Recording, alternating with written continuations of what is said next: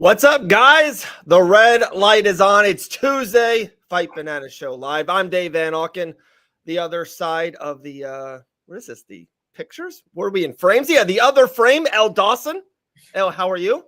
I'm great. I'm happy to be back. I feel like we've been up and down schedule wise with Fight Bananas lately. I feel like we're back officially. Yeah. No more And travel. then next week might be a little tough for me. It's Memorial Day, dude. Elle, I'm a sucker for Memorial Day. I love Memorial Day. To me, it's like summer, America. It's beach. It's beer. Like, I'm a sucker for Memorial Day. Are you guys going to the beach? Well, what's up, guys? I told you me and the boys, we're taking a boy trip. We're going to Tampa, Florida for the weekend. We got some wrestling events to go to. Me, Colin, and Dylan are boying it up. I cannot wait. That's gonna be awesome. I wasn't sure if you were gonna mix some beach in there too, but you honestly might be having a pretty busy a weekend even without that. So yeah, crazy. So much to get into, guys. So there's no UFC this weekend coming up, but we are coming from UFC Vegas 106. Michael Morales, insane performance by him. Good performances by Jared Gordon, right? Good performances by Gabe Green. I thought the Melky Costa versus Juliana Arosa was a great fight, the fight of the night to me. So a lot of good stuff on that. But what Morales did, he kind of opened up our eyes for how great the welterweight division is right now. We'll have fun with that. Me and Elle will have some a summer draft. A lot of great fights coming up. Her and I will go back and forth with what fight we want to see. What fight are we so pumped to see? Then, guys, 10 minutes. Maddie Levine's coming back on the show. We miss Maddie. It used to just be Maddie, myself, and Elle every Tuesday for a year or so. Maddie's coming on. G's coming on too. It's going to be fun 2 hours. It'll fly by.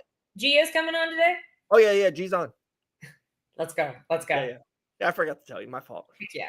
I thought we were G-list, but this is even better. Maddie and G. And then Grant at the end of the show will set it. So we're going to do Banana Blitz, but not for a particular fight for the rest of the year. Go have a fun show. Guys, if you have any comments, come through.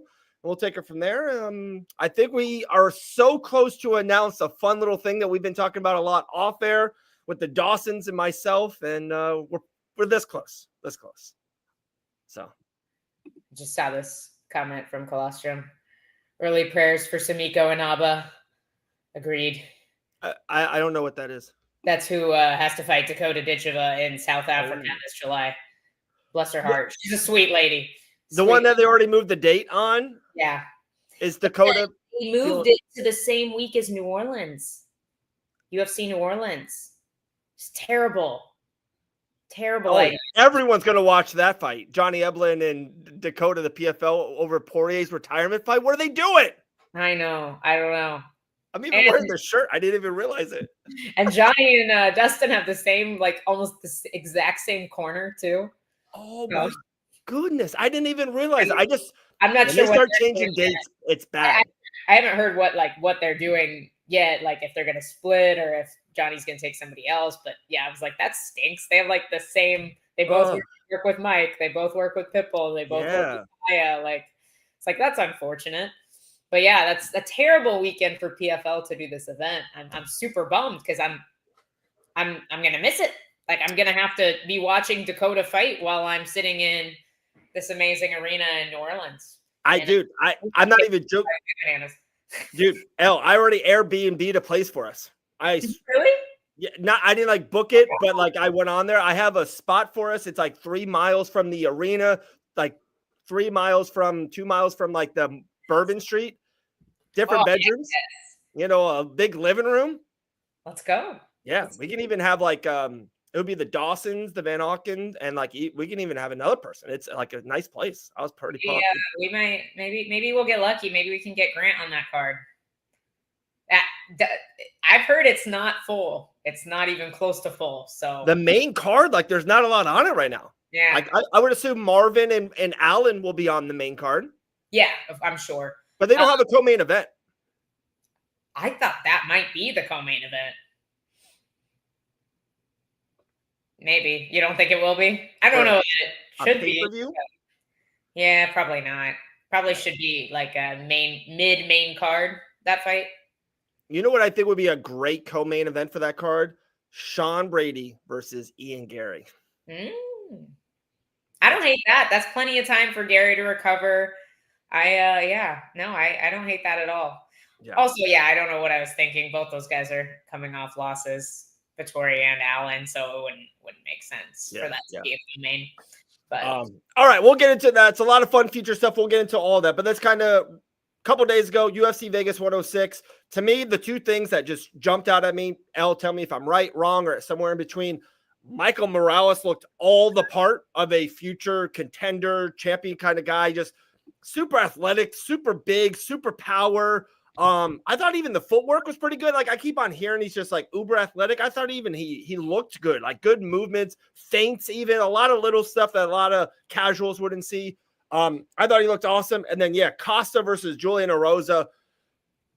Julian's been coming on the show, I feel like twice over the last 2-3 months, 3-fight winning streak. Super big fan of him. He takes the L. I even like the guy more. He just kept coming and coming. Lost the first 2 rounds. Looked awesome in round 3. I had him winning round 3. Dude, big Julian, big Juicy J fan over here. No, I am too. I love Julian. He's a great dude, and also like he's just a stud. Like he absolutely has that dog in him, and you see it every time he fights. There's never a fight where you'll see Julian Erosa quit or just concede a bad position. He's always trying to win, always trying to finish fights. And I think Costa is a bit of a dark, maybe not even a dark horse anymore. Maybe he was a dark horse in the featherweight division, but he's just looked increasingly better against opponent after opponent. So I think that there's no shame in losing to a guy like Melky Costa. I think he's absolutely on the upward trajectory, especially considering how that I agree. I thought he lost the first 2 rounds and then won the third. Like he had some great moments in that fight.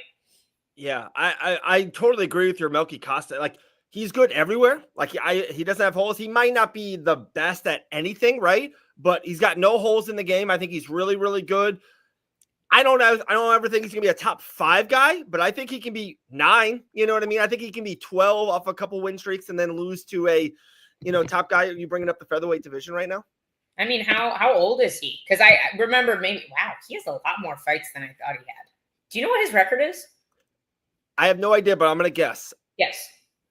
24-7. You totally knew. There's no way you guessed that.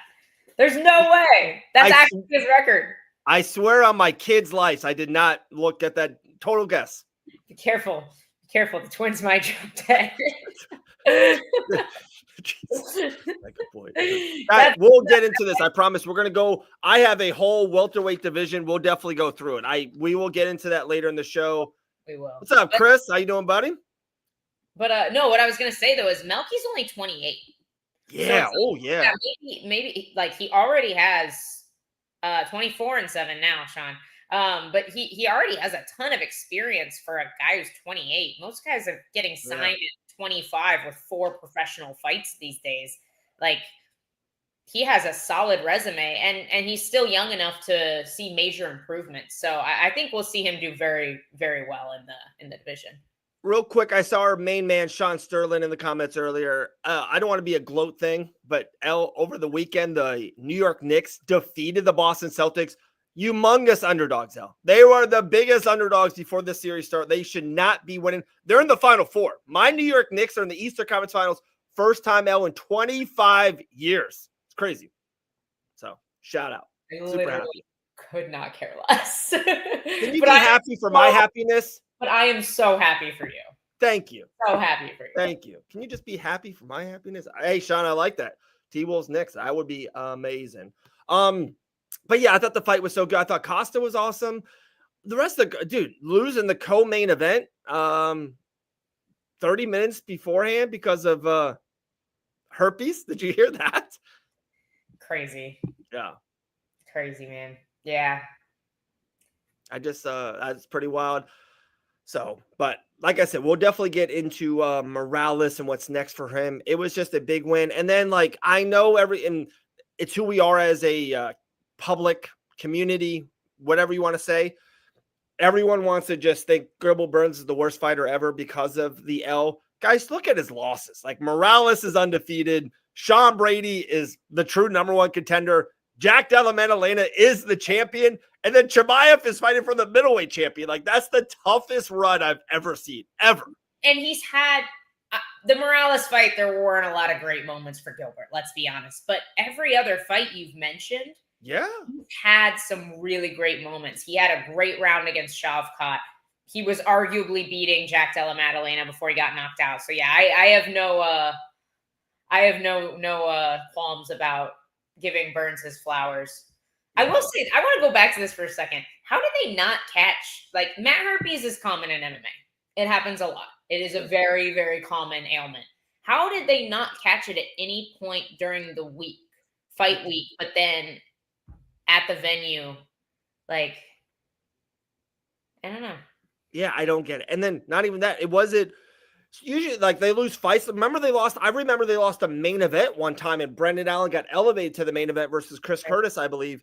It happens earlier in the day, and like you give hours. This is 30 minutes. The world did not know, and all of a sudden it's like, wait a second, that guy's got herpes on his mouth. It's like, whoa, it's like wild.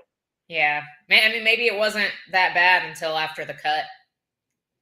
Immune system gets hot during the weight cut, maybe, I don't know. But anywho, I digress. We'll move on. There's way more fun things to talk about. Yeah. The welterweight division's on fire.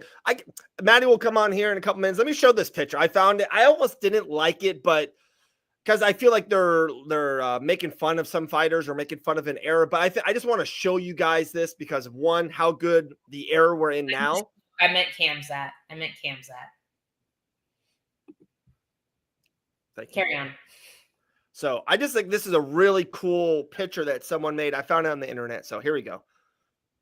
So this is the welterweight divisions. They have it like in 5 different eras, which, a lot of it, I believe, the GSP era, the OG era, I think is really cool. The mid area is so disrespectful. I would have named it. That's like, Ella, I don't know if those were some of the best fights. The Rory versus Lawler. There were some insane fights in there. Mike Brown and Cerrone.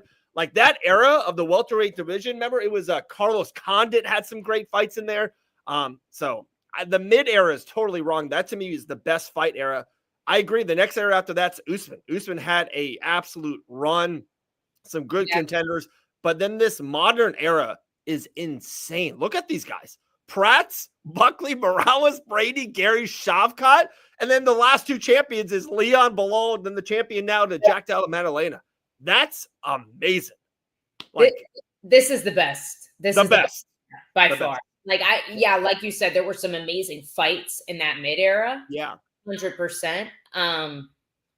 But like just the depth of this division that we have right now. Yeah, is the best. If you look at the rankings, like the only especially if we compare it to lightweight, where I think lightweight has been the deepest division for a really long time. Yeah. You're starting to have older fighters now. You have Gaethje, you have Poirier about to take his retirement fight. You have Max has been around a long time. You have these guys who have been around for years. If you look at the top 8 to 10 of the welterweight division, the only older fighters you have are Usman and Leon. Everybody else, and Leon's still not, I wouldn't even consider them old. They just might be a smidgen past their prime, Yeah. And they look bad because they fight the best in the world. Like Leon just literally fought Jack and Sean. Like that's going to happen. You know what I mean? I mean, Bilal and Sean. Bilal, yeah. But I agree. And Usman was even looked good against Khamzat coming off the couch. If those are the worst guys in the top 8 to 10, that's a pretty solid division right now. Talking about pretty solid, El. How 2 absolute stunning people. One person we miss dearly on this show every Tuesday. So happy for them. Everything they got going on. I wanted them on so bad for them to talk about the gym, the personal lives. How's everything going? I miss talking to both of them. Let's push a button. The Levines are back on the show. Woo! Oh my gosh. Guess who's back? I thought you were going to say one person we miss dearly and Maddie. And then, wow. hi, friends. How are you guys doing? How's life?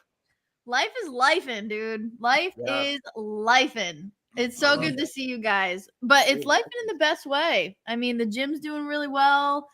So rewind real quick. So to a lot of people that I remember at the end when you were on the show, you're saying, hey, we're doing this. I remember you had the paperwork, all that stuff. So kind of give the people watching and Fight Bananas people some backage of that and how's everything going? Yeah, I'm like trying to remember like when. So, I mean, we leased in December. We completely renovated the place and got it up and running by like St. Patrick's Day. What up, Sean? No, I haven't had Celsius today, so I don't know if the rants are going to be on. We'll get on that in a second. But yeah, we opened in St. Patrick's Day, and we've just been rocking ever since in North Kingstown, Rhode Island, and you know, just getting our student base all set, and it's been super rewarding. Of course, our dog's gonna freak out right now, but and I'm 6 months pregnant. So we kind of just, you know, thank you, Chris. We kind of just did it all at once. we were like you just ripped the Band-Aid off. Just go. Yeah, it was one of those things where it was a full send. We bought the gym, and then God was like, oh, one more thing. Yeah. So life has taken a 180, but in a very positive and just like fulfilling way. It's been really fun. I got one super question, then Elle, please take it away and ask 5 questions after that. My one really serious question is, when you guys did the ribbon thing, did they give you a humongous scissor or just a regular size scissor? Massive scissors. Yes. And it was a live scissors. Yeah, they were live. Yeah, they were Very like, please dangerous. be careful with these. Yeah. Okay. Love it. It was cool. Were they super heavy? Yeah. Kinda, actually, they were big. Yeah, it was. Our grand opening was so special. Like what felt like the whole town came out and just supported, and it was really, really cool. And I made sure that the chamber brought big scissors. I even put it in an email, and she was like, "Yes, we have the big scissors." I gotta pull this up. Colostrum is asking if Coco is a pug. Is that a pug No, dog? She's a Frenchie. Yeah. She's a Frenchie. She's a fat Frenchie. Hey, we don't discriminate anymore. Hold up the potato. Loaf. Yeah, this is our baked potato, Coco. We were really hoping for a gym dog. This is not a gym dog. No. She does not do well. She needs to get a little older first. Yeah. I was gonna say you guys tried for sure. Well, so we just kind of know that she wouldn't do well. Okay. Like so when gets too excited with people. When we got her as a puppy, we would bring her to the gym so we could work out and spar or whatever. And she didn't really like it when mom and dad got hit. She would freak out. And then she doesn't like the sound of the bags. So we're like, okay, you're not coming to the gym anytime soon. Yeah, she's too much of a protector. It's so funny you say that because Dylan is super into wrestling. That's what we're doing for Memorial Day. We got Tampa 3 nights in a row. Cannot wait. So when we start wrestling around the house, Taylor, out of all people, freaks out because she thinks like we're in a big fight. She'll come and like jump on me to try to protect me. I'm like, Taylor, I'm fine. Oh my God, that's funny. So Taylor and Coco on the same. Yeah, they're on the same wavelength. They get it. They get it. Ross, so how's everything going, dude? Like you were 8 months ago, 10 months ago, world champ, kicking ass, karate combat. We all talked about what was next and transitioning and this, and now you're just every day in the gym. I love seeing all like the videos from the gym and like it seems like you're an amazing space, an amazing spot there at the gym. Seems like you're at home, man. Yeah, it's great. I mean, obviously I love teaching and I've been teaching for a very long time, but it's funny when we had like our final opening and we were starting to teach classes, I was like, man, it's really cool because I always would teach classes even when I was training full-time at Pride Martial Arts right up the road. It's like I would teach classes with our competition team and then I would go home. And like it was never mine. Now I'm like, oh, I got these guys from the ground up. So it's just really cool and I'm super grateful. But yeah, I'm definitely in my element now and my coaching phase and teaching and really diving into that. And I'd be lying if I said I didn't miss it, miss competition and miss the training and, doing things that way. Just new phases of life. And I think just my competition mindset changed from going to punch and kick people to, kicking them down the doors of business, Yeah, that's crazy. It's competition. Both very competition. It definitely is. It Yeah. definitely is. Honestly, it feels the same. So I always say like the hustle of running a business feels like fight camp. I'm constantly, it's waking me up early. Like I'm waking up, I've got a fire. I'm like ready to get out the door. And, for a long time, I was actually like sacrificing myself in many ways. I wasn't eating enough. I wasn't doing my strength and conditioning. I was just so focused on getting this business moving the way we want to. And now I'm finally back in a routine and like getting in really good shape again. So I'm excited for, what comes next. Amazing. Yeah. I mean, like you've obviously been crazy busy. You guys have built this gym. Do you feel like you will transition to more coaching more fighters throughout this, or you feel like you're heading more towards like coaching more kids and more recreational? Yeah, I don't want to say I'm not going to coach fighters, because I absolutely am. And I think the community has already started to fold that way a little bit, where people are starting to seek me out. Some of the local MMA guys, more of the kickboxers are starting to find me now that I've got my own space. It's like no one's stepping on anybody's toes. So it's cool, but we're definitely not marketing that. Like I'm not branding myself as a fight gym. I don't want to be, and this is not disrespectful to any of those guys. They're phenomenal, but I don't want H kickboxing. I don't want to be, the Sanford MMA where I'm only working with, combat athletes. I want to work with kids. We want to have a really nice, big kids program. Like I know what martial arts did for me, and I know what martial arts did for Maddie as 21, like never wanted to do it. And then she finally stepped in and did it, changed the entire outcome of our life. So I want to really be able to provide that for the community. And I think Rhode Island is such a cool place to do that. Yeah. And it's been really cool to have the kids come in and just get like watching a kid find martial arts for the first time is probably the coolest thing I've ever seen. Like just like the light in their eyes and like, oh, I'm not gonna get in trouble to hit this. All right, like let's go. And like, just they get so excited, and like their excitement is like fueling our excitement again.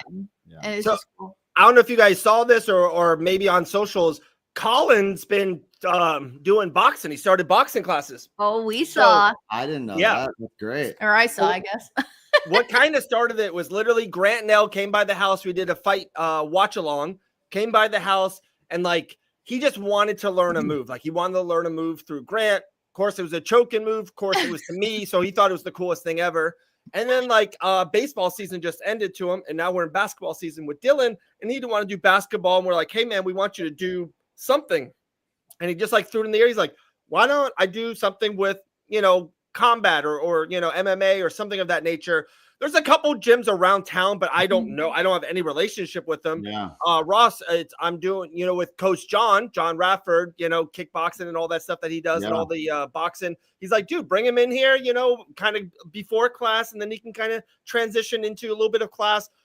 Same thing, Maddie. I 1,000,000% agree. He went and just like his face was like kid Christmas morning, loves it. And he's like, dude, when's the next class? He can't wait. And it's awesome. It's really, really cool. I love that. Yeah. There's just something about it that like for some kids, it's just like something inside them wakes up and they're like, oh my God, this is amazing. Like this is so sick. Like, and the best is when you get parents who bring their kids in and they're like, my kid's really shy. They don't really know they're not making a lot of friends. And then they get in class and it's like, the parents don't even recognize their own kids because they're having so much fun. They're like outgoing. They're speaking up. It's like such a fast turnaround when you have the right people in the right environment. So it's been a blast. Honestly, we're so young in the game too. And we're just having a really good turnout with our people. And, we're making a difference. That's all we care about. Yeah. I think that controlled chaos is so important for kids. And combat sports is a really unique way to experience that for kids. So it's really cool. I'm excited for you guys. Thanks. This is a good question from Sean Sterling, kind of mainly for Ross, I would guess. They go, what does Ross think about Sam Alvey's run, just getting a knockout of Tyron Spong just a couple weeks ago in Abu Dhabi?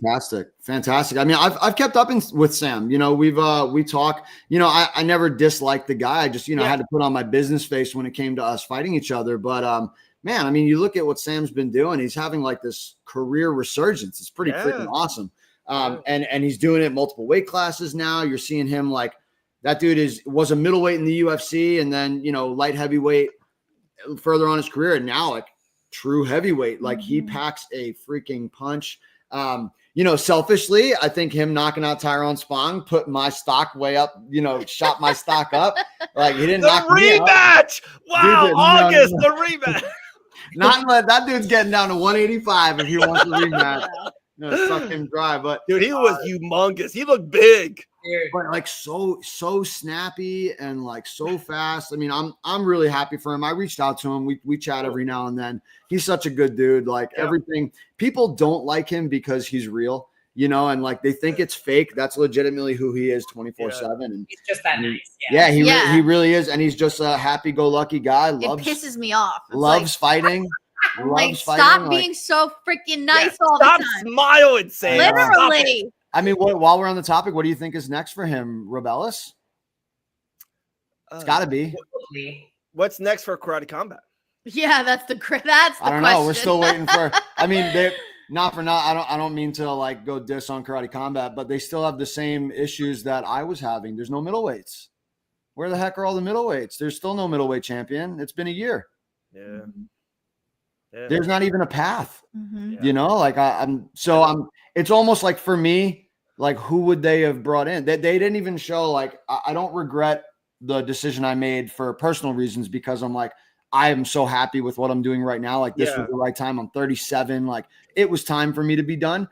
You know, because father time's undefeated. So, but from a fight standpoint, like even if I was 5 years younger, like it's not like they're bringing in new talent, like they're bringing in every other weight class. So I can't be too disappointed. I think it was perfect timing. Yeah. I know there's been just real quick, I'll reach out to you guys off air about something about that. We'll talk off air. But I'll keep going. Oh, the tea. I got some tea. I feel like we need to have maybe a monthly 3-way call between you. Just dump out the tea. It doesn't have to be on the pod. It doesn't have private off air. Yeah.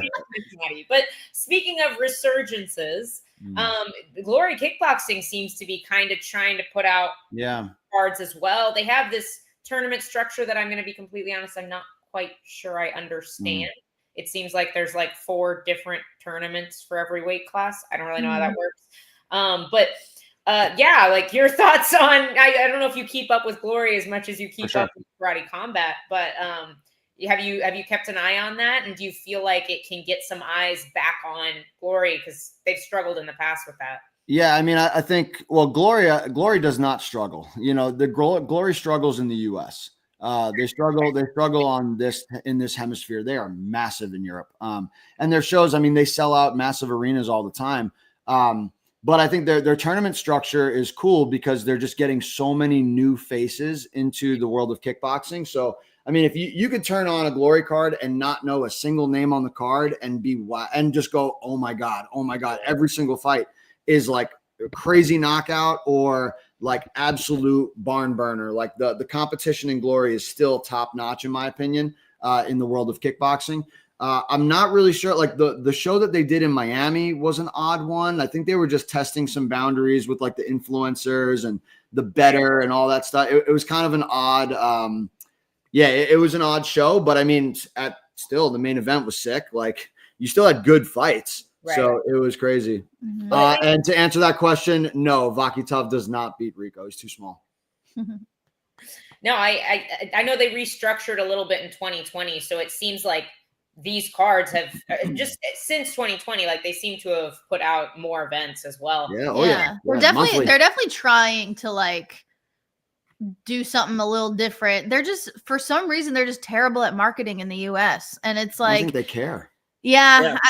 It's like partially they don't care. It's so fun, Maddie. Probably what you say about that, you're so spot on. It's probably what Africa thinks about the UFC. You know what I mean, or whatever. Like Switzerland, or like, when is the UFC on again? Like it's just it's not the first market. It's not the market that makes the most. And you can't be great everywhere. Like that's fair. You know? That's fair. It just blows my mind, and we say this all the time. It's like you get so many MMA fans that hate when it goes to the ground, and it's like go watch Glory, watch like they don't go to the ground. So it just like, dude, like, but you know, they were unwilling to spend the marketing dollars, and can you really blame them? I mean, if you had to guess, how much does the UFC spend in marketing in the US alone? Right. Every year after year after year, just to be where they're at. So, you know, when pre-COVID, when I was fighting with Glory, and then even in what I would consider the glory days, no pun intended, like even before my time, when it was like Valtellini, Holskin, Rico, but like those whole people were really at the top of the game. Pereira, Wilness, like those divisions were insane when they were doing the 8-man tournaments. They did the last man standing in California. Like those shows were nuts, and they couldn't even get close to selling out a small arena. Wow. You know, like when we fought in my Glory debut was in Orlando, they did it at the Silver Spurs Arena, and they had the arena was cut in half, and they didn't even sell out half the arena. You know what I mean? And it's like you had Asa Tenpao, who was a local superstar right there. You had Petch, was a world title fight. And there were just no American superstars that they were able to build up. And of course, they weren't spending the money. So why would they? I mean, they have all these absolute savages over in Europe that they can market for probably cheaper. Morocco. And get great return on product. I mean, I think Glory's doing fine. I wish they would come to the US more frequently, just because, you know, selfishly, I want to go to more events, but you know, it is what it is. I still watch. Yeah. If there was a card, real quick, if there was a card that you would recommend to introduce somebody to Glory Kickboxing coming up, like which one would you pick? Oh, it's the collision cards. You know, the collision cards always towards the end of the year, they have these massive events, always like they're kind of like year-end finale. I think they're doing the Rico and Vakitov fight, which is a really interesting one. The rumor is Vakitov, because he fought on Contender Series, was only going to get like the standard contract from the UFC, and he was like, "Screw that! I'll go make a mill fighting Rico." You know, so you know, I think he went back there just to chase the money, which I don't blame him. But you know, that's going to be a great event. They've got lots of title fights coming up, lots of new fresh blood. The heavyweights, they have so many heavyweights, and all of those fights end in knockouts. Like, go watch the collision cards, and they're going to be cool. My question, this one's mainly for Maddie with a little bit of a story to pretense it. So I had to do a show Friday in Miami. You know me, I drive through the night, get home at 4 a.m. The kids wake me up at around 6:20 a.m. We have a birthday party to go to. Maybe the dad of the birthday party gave me and some other of the men some shots. So we're drinking shots Saturday afternoon. And so now it's Saturday at 8 o'clock. And all I want to do, Maddie, is to go to bed. I'm so freaking tired, but I can't. I have to watch the fights because we do this show and we do so much other stuff. So my question is, do you sometimes skip Saturdays, or do you like, oh my goodness, I don't have to watch the fights this week because I don't have to talk about it for 2 hours a couple of days after? Do you feel that weight off your shoulders? Oh, the weight is so off. The weight is so off, especially for ESPN cards, because I watch it in the morning. I watch them Sunday morning now. It's fantastic. Do I get a little bit of FOMO? Yeah, for sure. Especially when I get like texts or DMs like, "Oh my God, did you see what just happened?" And I'm like, "Shit, no, I didn't." But yeah, it's so to say I miss it is an understatement. Like, I miss being absorbed in the MMA culture as much as I was at one point. I definitely miss it, but it's been nice to just kind of be a fan again, you know, and not have to feel like I need to know everything about everyone. Now I'm biased as fuck again, which is fantastic. Like, I just like follow my people, and you know, that's really it. I'll join the casual conversation about it. You know, people still ask me my opinion on stuff, which I adore and I love.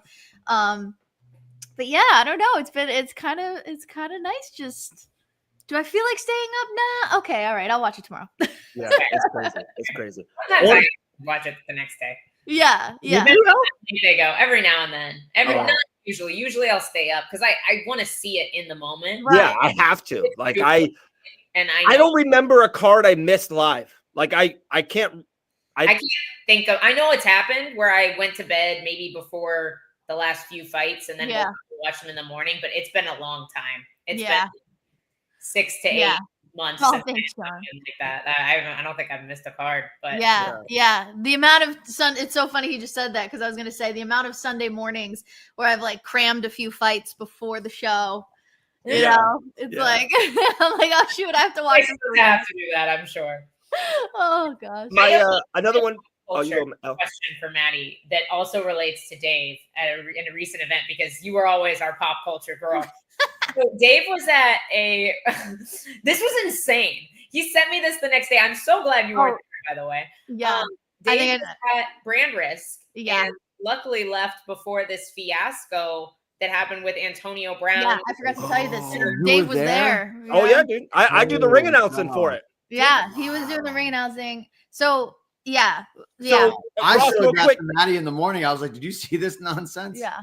But from what I understand, he wore a chain that's like worth most people's house. Right? Oh, yeah, it was something stupid like that. From what I've gathered, and it's so funny because yes, I was definitely MMA pop culture lady for a while, and I've dialed back on that as well, which has been fantastic. But I do know this one, and apparently, he was wearing a ridiculously large chain. He got into an altercation with somebody, then he got super paranoid and ran and grabbed his gun. There were people that were like they were fighting. Yeah, like it was But the thing is, like they got it broken up. He was in his trailer, but he went to go to his trailer to get his gun and then came out and like popped a few shots in the air to clear the space. So he could have just stayed in his trailer. He could have just stayed in the trailer. Yeah. But like I guess he was hanging. So like, dude, I'm telling you guys, it's a warehouse. They call it the compound. It's a humongous warehouse. So we're in the boxing ring. I can't even express. It's packed. It's like invite only. And again, Maddie, I wish you would come to these events. You'd be like, dude, one of them, Sexy Red was there. One of them, Andrew Tate's there. Dana White's there. Steve Will Do It was at the last Sexy Red. I don't know these people. Like all these people are here. I guess the Bop House was there. Do you know who the Bop House is? Yeah, I had no idea. Zero idea what that was. I had to look it up. I was like, whoa, can't do that anymore, you know? We wouldn't know who we should interview is why we I have no idea. No idea. Like, oh, they're famous. They're famous. But my point is there's nowhere to hide. There's no nobody's wearing name tags, Dave. Is that So like Antonio Brown is there. I see the chain. No, I get what you're saying. There's no like private section. Yeah, no private section. So everyone's together. Well, I mean, yeah, that's kind of scary for an A-lister. Like, like if I'm an A-lister, I'm probably not going to something like that. Or like what event was A-listers though. That's like but there's or at least have like bodyguards. I guess Island guys are there. They did though. I bet they There is a lot of bodyguards. I will say that, like a lot. And one of the people who probably like was watching the video, and I just have inside information because I'm there. I've done 4 or 5 of their shows now in a row. One of the guys was a bodyguard. Antonio Brown kicks a guy, even if they were. Yeah, he would pronounce it wrong. Dude, I've been so much better last week. Jackie Amorum, Jack Dalla Maddalena. Come on. You did good. Anyways. So there was bodyguards. I guess Antonio Brown thought a bodyguard was one of the guys. It was just crazy. I was right in that space. There's only one way in, one way out. I was there 3 minutes. I just hurried to try to drive home to get through the night, to get back to the kids and the family. And it's just like, I remember giving the microphone back to the guy who runs the show. Be like, hey, and he like asked, he's like, hey, are you going to hang out? I'm like, no, man, I got to get home. I got a busy weekend. We got a birthday party and church to go to. I got to go. And dude, saved my life. Were there any injuries?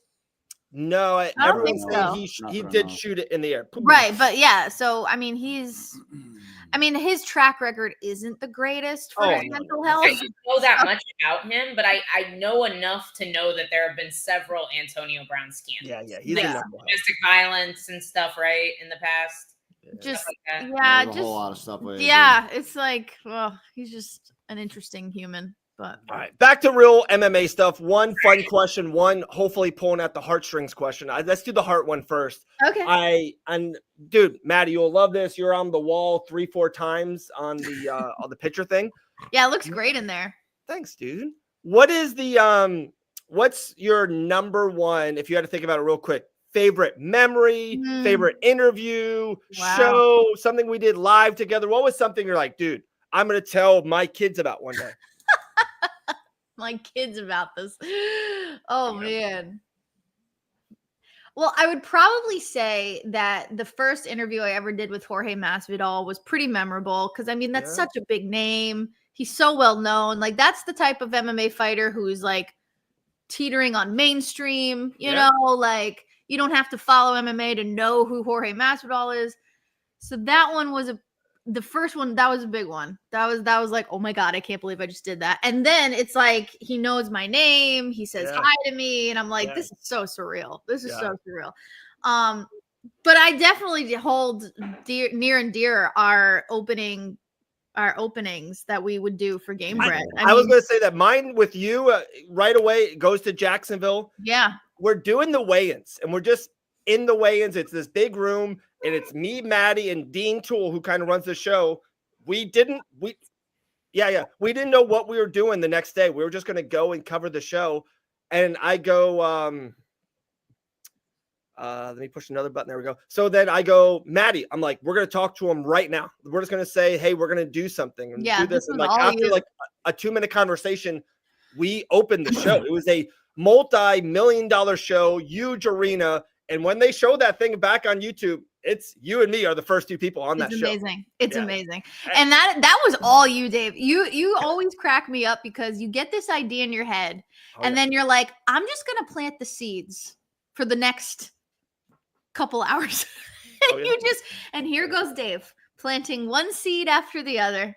And then all of a sudden it's happening. I'm like, oh my God, we have to go shopping. I got to go to the mall. I didn't have an outfit. Oh my God. Most things, it's funny you say that. Most things in life, I think I played the long game in so many different things. That particular day, I was like, no, we're doing this. I was like, Dean, me and Maddie, tomorrow we're doing the opening. We're going to do a little 20-minute thing. We're going to have a guest or 2 on. We'll go straight to you, blah, blah. And then at the end, he's like, yeah, that sounds cool. And then like, I thought we did so good. Crushed it. The next show, they're like, dude, you guys are definitely doing it again. It became like a thing. Yeah, it was so cool. And then like our lunch with Brendan Schaub was so cool. Like there is so many awesome memories. So many awesome memories of all 3 of us hanging out, just doing what we love. Like going to get McDonald's with how about Orlando Pazookies? How about BJ's? Yeah, the Pazookies in Orlando. Is my Maddie Levine David moment. Yeah, so many good times. And, you know, like never say never. We'll have more times again, you know. It's just like one of those things where I had to follow a new path like right now. But, you know, who knows? Maybe I'll fight again. Who knows? We have to have one fighter in the family. I don't know. You've been training with the bump? Yeah. I've been trying. Your girl's getting tired for sure. For sure. The hips are not feeling great these days. But I couldn't be happier for sure. It's like I can't believe it's happening. Yep. I one MMA question, then definitely let's do more gym stuff, you know, handles, addresses, anything you want to talk about the gym. There's a lot of fights, and we're going to do something later in the show about all the summer fights. And Dana White had all these good announcements about UFC 317. We got Dustin's thing. We got Chimaev and Dracus Duplessis. Is there a fight that for the rest of the summer you're like, oh, Dave, we're staying up. We're watching this live. We're going to Buffalo Wild Wings. We're definitely going to do this. What's that? Now I got to look up some. I saw I saw an AI one today for sure. Patty Pimblett and Michael Chandler. No, and I was like, that's not who it was. No, Justin Gaethje and Justin Gaethje. Yeah, that could happen. I don't know. It's not out of the realm of possibility. That could happen. How about you, Ross? Is there one that you're like, oh, Dave, I can't wait? I want to see Merab O'Malley too. Okay, there you go. I want to see that. I'm excited for that card. I'm excited to see the continued rise of RDR. I think that I'm a big fan of RDR. I think he was super under the radar when he got to the UFC, and then the way he dismantled Bo was insane. I think he's going to be a middleweight champion by the end of next year. Wow. Who's going to beat him? Yeah. Honestly, Like his grappling can hang with DDP. He's bigger than DDP. Wow. I think Reminds me of DDP in a lot of ways. Like, yeah. Oh, super awkward, just kind of, but like he has a little bit of a different striking, a little more technical, refined striking background. His submission game is insane. Like that was a 2-division world champion at one, and people are like, "Oh, he's not that good." Like, yo, he's just smashing everyone in the UFC and like making it look really easy. I would love to see him fight like Imavov. I think that's a great fight. Whitaker's a great fight. I mean, every fight above him right now is a barn burner. Mm-hmm. There's so many good fights. Honestly, UFC 316. Yeah, the Topuria fight is going to be good. UFC 317 look so fun. Yeah. Patchy Mix's first fight. Gastelum versus Pfeiffer is going to be super fun, hopefully. And then Kayla Harrison getting her moment is going to be fantastic. So you got her winning, huh? If she doesn't win, I'm going to fucking walk myself through traffic. If I have to watch Juliana Pena beat. That's the Maddie Levine we miss. Like, if I have to watch her beat Kayla Harrison, I'm gonna act a fool. I'm gonna act a fool. Is it confirmed that is Ankalaev is Pereira getting the rematch next, or do you think they're gonna give it to? So they wanted to at International Fight Week. They offered it that. Alex, for the first time ever, goes, dude, I've done this 5 times for you on the short notice thing. I'm not ready. I'm too big. I'm still healing. And he wanted to do it later in the year. And they're kind of at odds right now because Ankalaev wants to fight earlier, and he's now the champion. And Alex wants to fight later. So that's actually in limbo right now. I heard there was talks about Blackjack fighting, Carlos Ulberg fighting for the title. Ooh. Okay. I hate that. I like new blood. I haven't heard that. I think I just want to point out, and then Alex Pereira definitely went out on Twitter and IG and said something about. Oh yeah.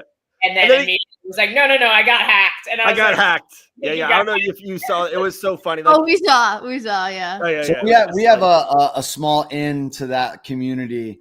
One of my young studs is he's actually from Glover's Gym. Oh, he came up in Glover's Gym. He went to school at URI, so he's been with us for the last 4 years. So anytime there's like some tea on like what's happening within the Teixeira camp, I was like, yo, what's going on? He's like, honestly, I wouldn't be surprised if it was someone that hacked him, because there was like nothing in our group chat about like Alex being upset about anything. So he's like, I don't know if that was real.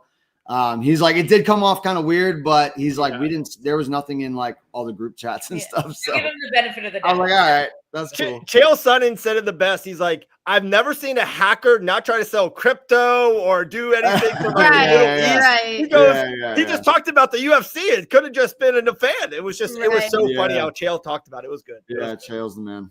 So funny. Crazy. All right, more about the gym. Addresses, handles, social media, opening. Sell it out. Maddie, get it. Turbo Kickboxing Academy. TKA. Turbo Kickboxing Academy. Boom, boom, boom. Yes, TKA. We are in Rhode Island, Southern Rhode Island, and we offer all ages for kickboxing. You can find us on Instagram, YouTube, anything. We're on it all. We're on it all. But yeah, we're super pumped to be here. We have arrived. We have a growing student base, which is so exciting, and we're just ready to kind of create our legacy, and we're creating that legacy one day at a time, and it's been super rewarding. So it's nice to be back with you guys today, though. It's like, oh, I miss this. Yeah, for sure. I was like, there's no UFC this weekend, and I've been actually wanting to do this, and I told you this. For the opening, me and Elle, we talked about, we're like, hey, we're going to try to come up. We're going to try to surprise you. We're going to do a whole thing. It just didn't work with schedules and stuff of all that nature. And then I was like, hey, we just need to get you back on the show just to chit chat and just, you know how it goes. One week comes from another. Yeah.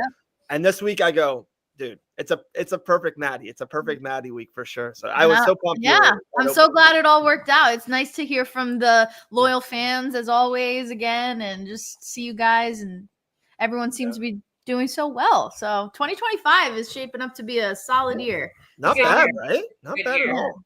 Yeah. Are you going to cut your hair again? That's the real question. No, never again. Yeah. Why did you do that?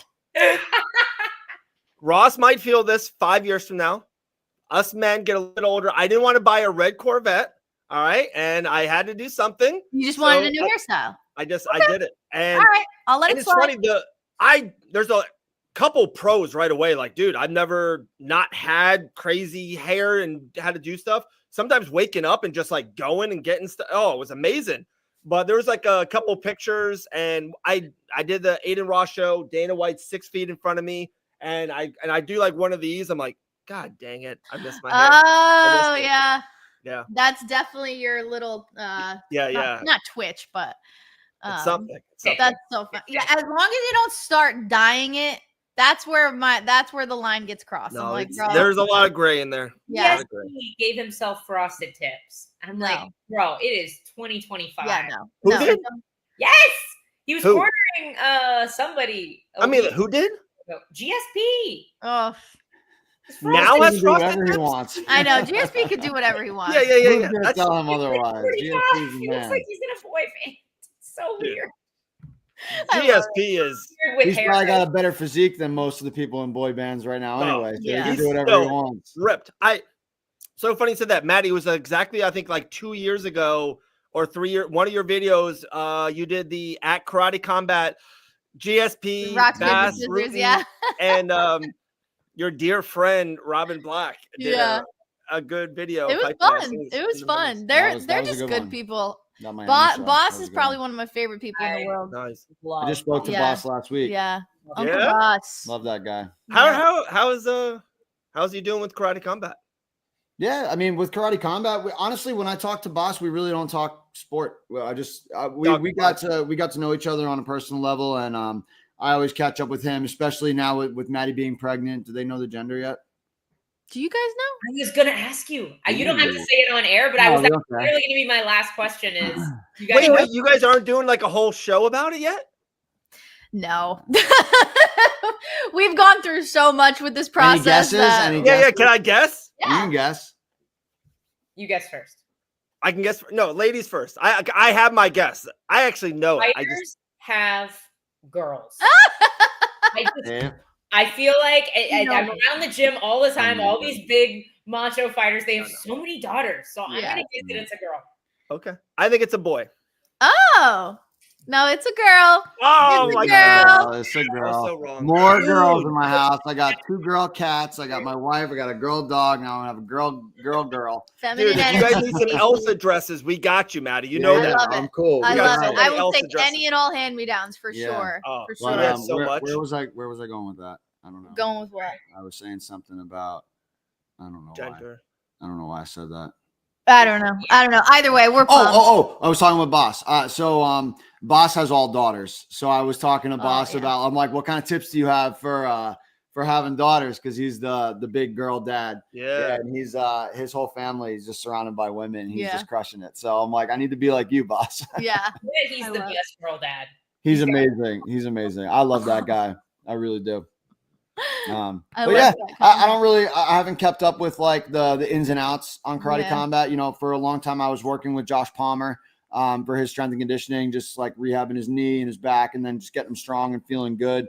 But I just talk to those guys just on a personal level. We don't really talk shop about KC or anything like that. I like it better that I'm removed. Honestly, the only itch that I've had recently is I saw Darren Till boxing Darren Stewart, and I was like, I could freaking do that, man. I know I could. 100%. I know 100%. I could do that. But that's the one thing I wish we would have connected earlier or just had it better when we were talking with Dean about it and he had some of those shows. Like I felt like you kind of came at the end when Dean had 3 or 4 of those shows. And if we knew you like we do now 2-3 years ago, we probably would have got something. I know. That's okay. Belfort, like I said, I think say that one more time. You versus Vitor Belfort. That would have been awesome. Yeah. On or off the juice. Yeah. Dude, he was off the juice. He was he better be if I'm fighting him. I ain't fighting him on anything. I don't even want him taking creatine if I'm fighting him.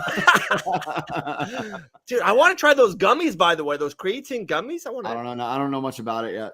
The same day. Don't spend money. Stop spending money on stupid just get the easy stuff. Just put the powder in your water and you're good to go. Yeah. Or just raw dog it like a real man. Creatine's you so go. cheap. You shouldn't. No come raw on. dogging over here. Okay. No. Get some powder. Get the creatine powder. Yeah. Spend the money. Either way, we're super happy. We kind of got our blinders on right now, and we're loving life. So That's amazing. thank That's you amazing. for making us take them off today, so we could hang out. Yeah, and, no. Yeah, we miss you guys. Hopefully do this more often. Yes. We miss you guys immensely. So happy for you guys. Turbo Kickboxing Academy. Go follow my TikTok. if you're ever in the Rhode Island area, There you hit go. me up. If There you there's go. baby shower plans, let us know. We will There try, are. Will do. we'll Will try do. and travel Yeah. up. For My sure. mom is very excited, so we will let you know. I love it. I love it. You guys are the best. We miss you, and hopefully we'll talk to you guys soon. All right, guys. There you go. Good to The see you guys. Levines. Love you guys. See ya. The best, dude. Ugh. Miss them. I miss them. I miss Maddie so much. That was I awesome. know. Dude, Maddie goes off real quick on a Kayla Harrison, Juliana Pena thing. I was like, I miss this. I miss it. She said, I will walk myself into traffic.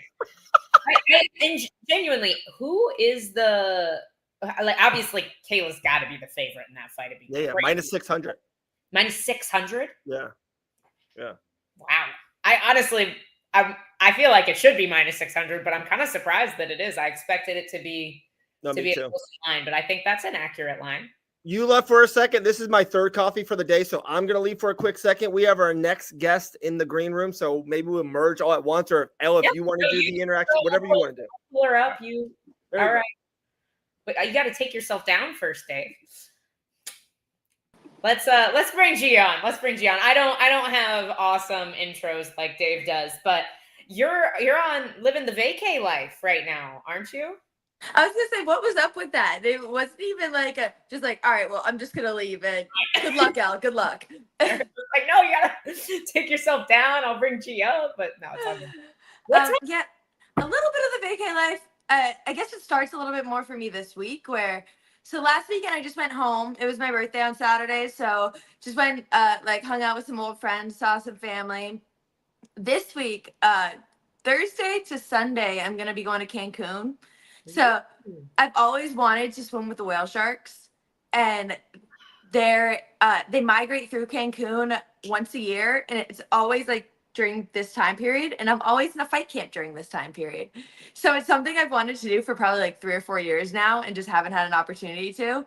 So finally, that's what I'm gonna do this week. And then on Sunday to Thursday, I got a little phone call from Rose Namajunas to come help her out with her fight camp for for 4 days. I'm gonna be out there in Colorado, just giving her a little bit of a Miranda Maverick look. Love it. Well, Wow. let's rewind to the whale sharks because I need all the information on that. That's amazing. But also, you look like you've gotten some really nice color. I think this is the tannest G I've ever seen. I think I've just been like living outside these last couple of days. I've been at the beach. I was gonna post something today that I'm like, if I don't have sweat or sand on me, then there's something wrong. I'm either at the gym or the beach every single day.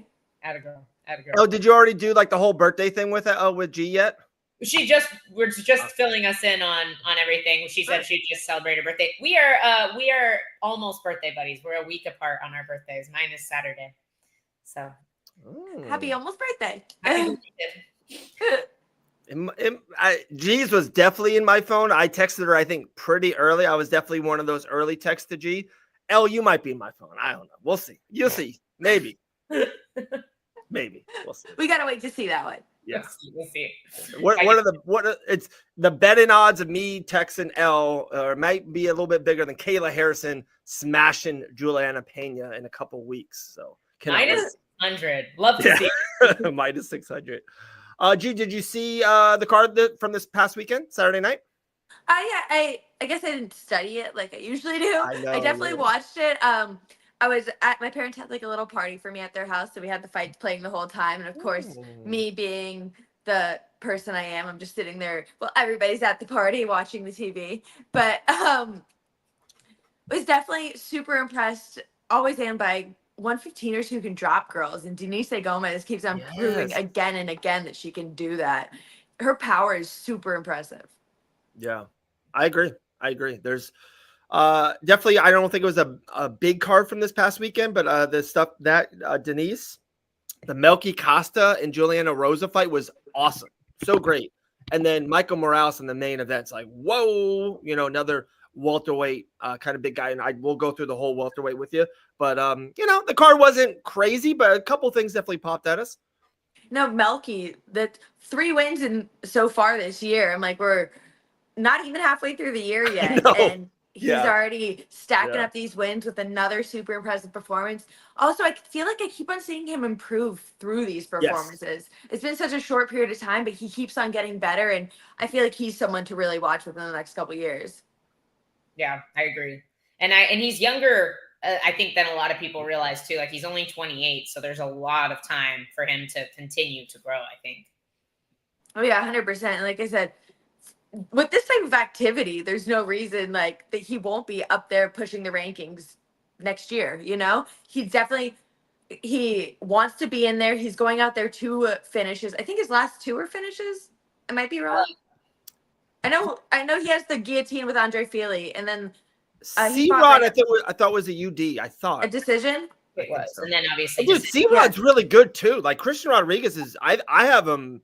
He's a really good fighter. Okay, and even with Julian Rosa, he dropped him in the first round. Yeah, so I'm like, he's going out there trying to put away these guys. They're not like boring fights every single fight he has. I agree. So I'm like, super entertaining, and I've loved to watch him this year. And real quick, I know this sounds stupid. Have you seen the, like, we all know Melky Costa, and I'm sorry, I'm gonna say this stupidly. It's just who I am. I apologize, but like he had like the skin, like, whatever, skin disease, something like that. But have you seen? He's like, it's changed so much. In the 3 fights, it was amazing. They showed like highlights to what he used to look like, even in the UFC 8 months ago to now. He looks like a different man. It's amazing. Like I don't know if it's like if he's healed or what they did is where I don't know what the concept is, but I thought he looks like a different person. It's crazy. I know there's treatments for that. I'm not. Maybe he's undergoing treatments. Maybe it does change over time. But in danger of what? Like what danger is Juliana Pena? Like like Ketlin Vieira. I understand like that fight. Ketlin Vieira has danger. Like she has power. I don't see where Kayla might be in trouble in this fight, to be honest. That being said about Juliana, I've always said that about her, and she figures out to win a lot of fights. So I'm like, that's where I'm taking his side of it. Of in the later rounds, she knows how to make things ugly. So I do agree. I was going to say that too. I'm kind of on G's path a little bit on this, and I'm not saying Kayla can definitely 50-40 for her. For sure. Like that is in the cards coming up in a couple weeks. But just the longer you kind of leave Juliana out there, I will give her that. And I don't like how she communicates. I don't like how her on the press conferences. She's going to be bad for a couple weeks for sure. But in the cage, dude, I give her all the respect in the world. She's gritty. She's tough. She never quit. She never quit against Amanda Nunes when she was beating that butt. Like I give her credit. She is a tough female fighter for sure. She's tough. She is tough. But she's a danger to herself from getting beat up. I was like, wait, I don't think I read that right, but no, I did. I also see her. I've seen her drop the ball too, like getting guillotined by Germaine de Randamie in round 3, like in a fight that she should have dominated style-wise. I don't know. I'm very torn with this. I think maybe my bias is showing because obviously we know it's there, but I just can't see how she wins this fight. I can't, like, I understand how she beats a Raquel Pennington, right? Because Raquel will hang back and wait to strike, and she'll let herself be held on the cage, maybe drag down to the mat a few times. But like, I feel like you've got to be sharp or have Larissa Pacheco power to beat a girl, or insane wrestling to beat a girl like Kayla Harrison. And I just don't see any of those pieces in Juliana Pena's game. She's a grindy fighter, but so is Kayla Harrison. Yeah. Yeah. I don't know. I just don't see it. And maybe I am writing her off. No, she's a -600 betting favorite, and she's not the champ. So there's a lot of people agree with you. A lot of people think I think Kayla's going to win. I'm predicting Kayla's going to win. All I'm saying is that, Kayla has probably been 3 years since her last 5-round fight. Like, it's been a while. It's probably, she's getting older. Dude, we're massive Kayla people. You know that. I'm rooting for Kayla. I like Kayla a lot. I texted her on Mother's Day, said Happy Mother's Day to her. Like, I love Kayla, but like, the only avenue I see her losing the fight is it's round 4. She hasn't put her away yet. It's getting grimy. It's just like, Kayla's feeling the pressure of like, hey, she's supposed to win. Or like, I can just see it. Weird things happen in MMA. Weird stuff happens. Leon Edwards and Usman, like weird stuff happens. No, for sure. But Leon Edwards has the danger to knock somebody out. I agree. Like, I agree. How was Juliana Pena? Like, Juliana Pena beat Amanda Nunes because Amanda Nunes, she quit. Like, she quit. If I was in a octagon with Juliana Pena for 25 minutes and she was talking to me, I would tap out. Okay, I could not stand her. I would just tap out. Maybe she just talks. I know, and I this is not about my dislike for Juliana Pena. I swear, I'm putting that aside here. The stylistic. I mean, not Nunes just quit, guys. I do not. I've watched this fight back so many times. Jillian, am I crazy here? I have a firm belief that Amanda just didn't want. Was like almost looking at these fights like she was winning and winning and winning and winning and winning, and she was like, these girls are a joke. I don't have to get ready for them. Yeah. And then kind of went in a little bit unprepared and then showed it the second time of like, okay, I got ready for her and this is how it actually looks. Exactly. And I think you're 100% on point with this. I just think people are forgetting how that fight really went, because that is what Pena has built her entire story on at this point. And other than her, I just can't think of a win where she looked phenomenal. Like she looked good when she beat Sarah McMahon. I think Sarah McMahon was well past her prime in 2021. You know, before that, her win before that was Nico Montano. Everybody forgot that she existed. I don't even know who that is. I'm not even joking. No one does. I don't. Unless you were watching The Ultimate Fighter in 2000. The Ultimate Fighter, my season. Yes. What was that? She was on your season? Yeah, she ended up winning my season actually. And then she never won another fight. It was crazy. Yeah, so with her, she ended up having to take over a year off. That's why she ended up giving the belt, because the Tough House forced her into a lot of, I guess, medical problems. Mm-hmm. So she was a little bit of a bigger girl, so having to cut down to 25 4 times in a row. Yeah. It literally I just remember talking to her that year. It put her, it shut down her immune system. So she was just fighting issue after issue after issue, and ended up having to give up her belt. So she didn't fight for I think 2 years after she came out of our Tough House. I'm not knocking the girl at all. It's just it's terrible that it worked out that way. But then literally, I'm looking. So she fought Juliana in 2019, 2 years after she beat Roxanne for the Ultimate Fighter finale. Roxanne Modafferi? Yeah. That was the tough finale.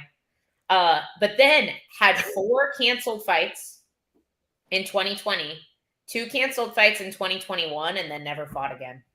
How sad is that? Crazy. It's crazy. That's crazy. But that's not, I guess that's just what I'm saying. When I look back at Juliana Pena's record, there's just nothing that stands out to me. Oh, I totally agree. I think probably one of the most overrated fighters in the sport. She has the win against Amanda, so pretty rated. I don't think she gets much love these days, unfortunately for her. But I don't know. I don't think she has, Larissa Pacheco has high level wrestling and crazy power. And she's the one person to beat Kayla Harrison. You know, I don't see it. A question from G, just talking about the whole tough thing. Imagine yourself now or a year ago, we call it the championship run, the beginning of championship run. Imagine you in that house back then with you now, all your skills, your knowledge, your mental aspect of everything. We're naming Nico and Roxanne Modafferi. I'm not trying to be mean here. People are going to take this the wrong way. Gee, you would absolutely destroy these girls right now. Smash. Well, Roxanne was actually not supposed to be in the tough finale either.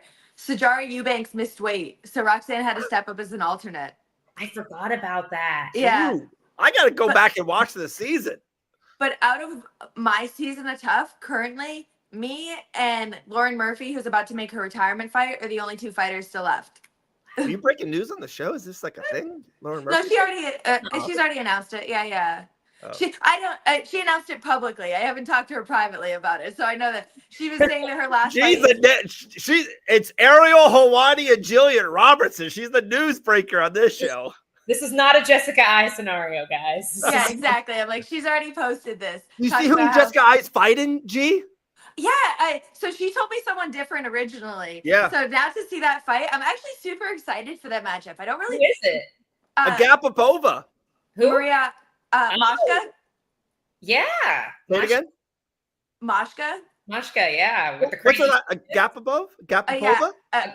Aga- Agapova, I think. And I'm not 100% on that. What Okay. was she like to train with?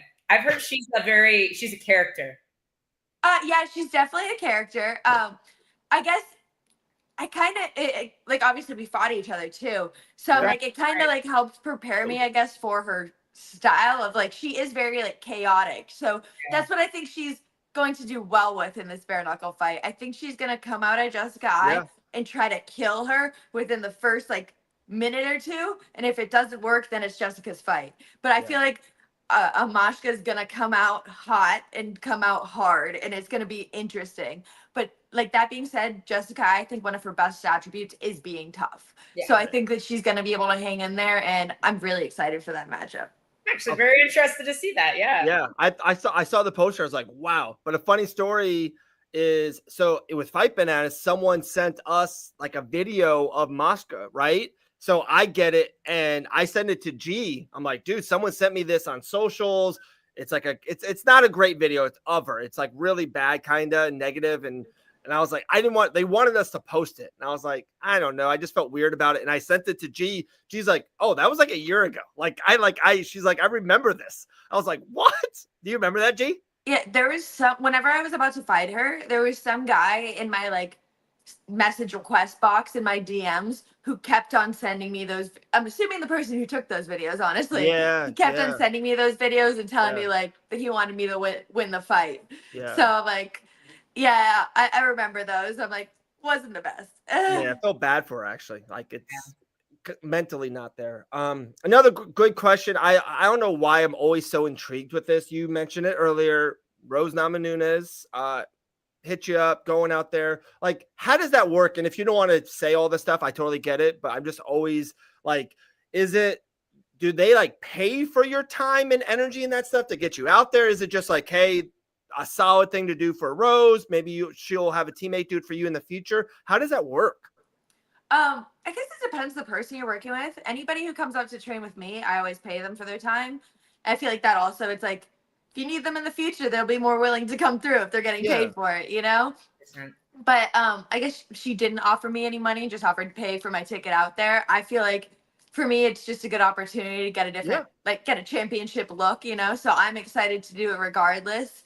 Yes, I really guess it just depends the scenario of if you're getting paid or not, or what. I guess some people wouldn't do it even if they weren't getting paid, you know, where it's like, some people wouldn't be like me and like, oh, it's worth the opportunity. They'd be like, no, how much? Right. And I'll be out there. But yeah, I think it's teach their own. Yeah. And with that being said, is it when you get that ask, do you have to be like, because I do remember, it's so vivid. I don't know why. I remember like you and Miranda, you know, I don't want to say you guys were best friends, but you guys, there was something that you guys did together outside of a camp or during a camp. Like, do you have to be like, oh crap, if I do this, probably the other opponent, which is Miranda Mavericks, like she's probably not going to be buddies with me. Is it like a fine line to do it or not to do it? I think maybe that also depends like who it is. I don't think either one of these girls would have an issue with that. With Miranda, I just went out to help, like it was like after our fight, she asked me to come out and train with her. So I went to train with her for like a week or something. But I've actually been a part of at least 2, maybe 3 fight camps against Rose. where I'm like, I helped Tisha Torres against her. I helped Joanna. I know I helped Joanna against her for one fight, maybe two. So I'm like, I've been the opposite side of it for Rose. So I hope she doesn't have a problem with that. That's wild. That's wild. It's hard with women. It's hard for there not to be overlap because there are so few women, and a lot of women are not as blessed to train in gyms like we train in, where there are female training partners that are readily available. Like I don't think I trained with a girl more than a couple of times for most of my amateur career. Like it's just so rare. Even most of my camps is like I'm training mostly with guys. I have one girl that really helps. Well, two Annas actually. I have Anna Crutchfield and Anna. I can't think of her last name. I know on Instagram it says Anna Rose. She's got Rose. a fight coming. Yeah, Annabelle. But my two Annas, one's an amateur, one's a pro. I usually fly Anna Crutchfield out for like a look once or twice in my camp because she's. And honestly, I've used her for like my last two camps. I'm going to use her for my next one too, where I'm like I said, it helps if you're paying somebody, if you want them to keep coming, where I'm like, she's the perfect look for me. I love to have her out. I'm like, she's a great, I would say like the best style to defeat me, you know? Yeah. Good at getting her strikes off and good at defending takedowns. So I love to bring her out every time I can. I always bring this up. The one time we went down there, remember Eddie and I went down there, Anna was there. Remember Anna? I think it's her boyfriend. I think they're married now or about to be married, I think. Yeah, they just got married last week, Anna and Ethan. Yeah. So it's not Crutchfield anymore. So even I got both their last names wrong. Dude, I'm rubbing off on you way too much, G. Your name isms are just all over the place. Oh my goodness, crazy. She pronounces them correctly. She just doesn't know their names, Dave. Yeah, exactly. Dude, I've been way better lately, guys. It's crazy. I'm never gonna get. Yeah. So not this weekend. No UFC this weekend. We can all take a Saturday off. It's excited. Me and the boys are having a boys' weekend. I am totally pumped for that. But the weekend after that, big fight probably in your, history with one. But Macy Barber versus Erin Blanchfield. I feel like you'll be really excited for that fight, G. Oh yeah, I'm super excited for that fight. I honestly don't know how to call that one. Yeah. I think I'm slightly leaning Macy. Wow, I'm really leaning Erin. You ready for this one? I like Erin Blanchfield now after she lost to Manon, and then seeing how Manon versus Valentina was a really good fight. Like went to the 5th round, could have went almost either way. That kind of, and it's weird. We talk about this all. I'm not afraid of losses. Losses are not the end of anything. I actually like Erin Blanchfield better now from that loss and she even was coming back. If you guys remember, that 5th round was Erin Blanchfield's 5th round. Like she started to understand how to kind of solve that puzzle. I love Blanchfield in this spot. Love it. Well, and she looked good against Rose as well. So it's sorry. Well, I was gonna say that was my question. Like my questioning thing is how she looked against Rose. But I guess my only debate of why I say Macy handling those situations a little bit better. I think she handled Rose is a little bit too clean. I feel like she's very technical, very clean, and Erin made that a dirty fight for her. Where Macy, I feel like, isn't as clean and is more down for that grimy fight with the elbows and the knees and the clench. Yeah, I could see her doing some damage.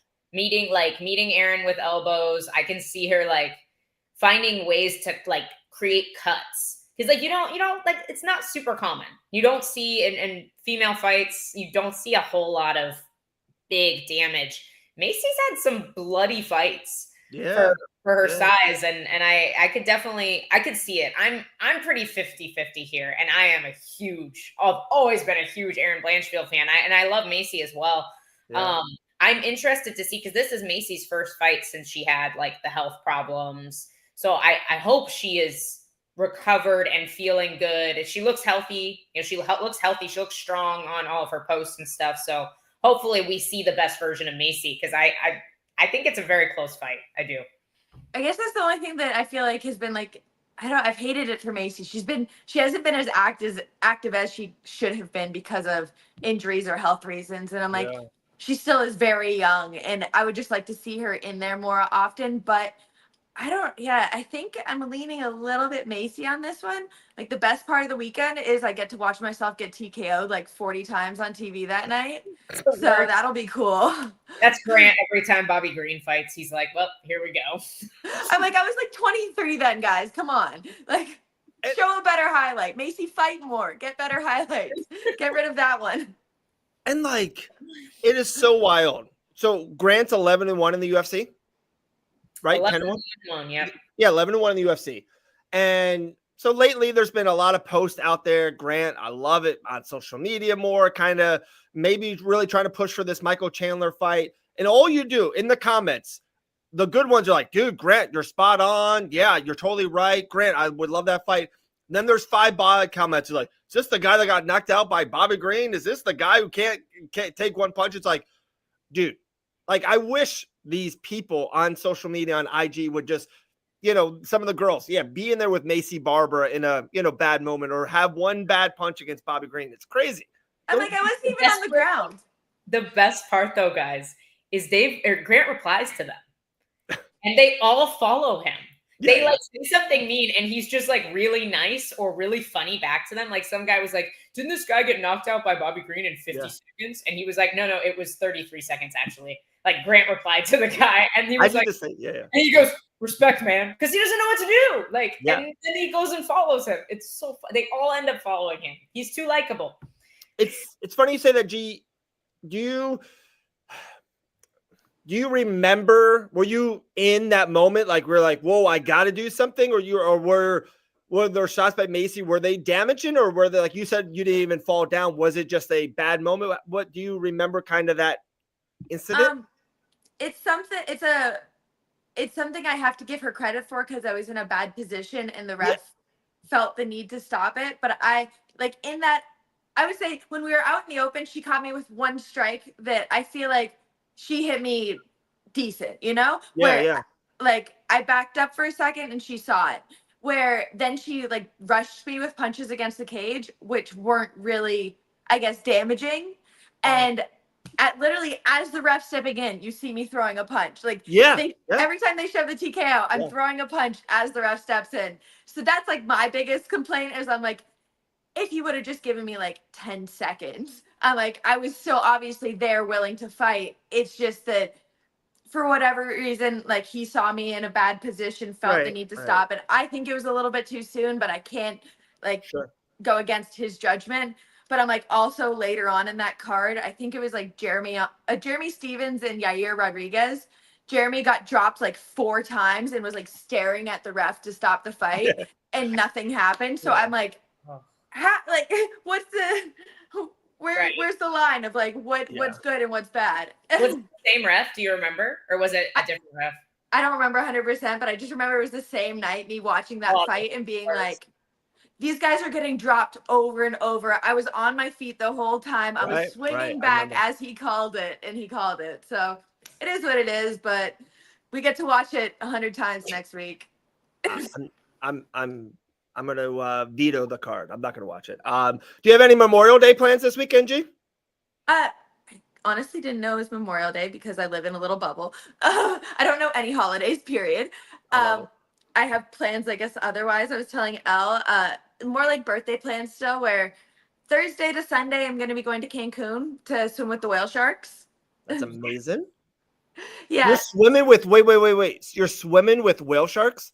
Yeah, like they migrate through Cancun once a year. So I'm going to go like out on a boat and swim with them in the open water. No. You're in a tank or something, right? Well, I've actually done it. They're super good. Whale sharks aren't dangerous, but I've done it with real sharks outside of a tank before.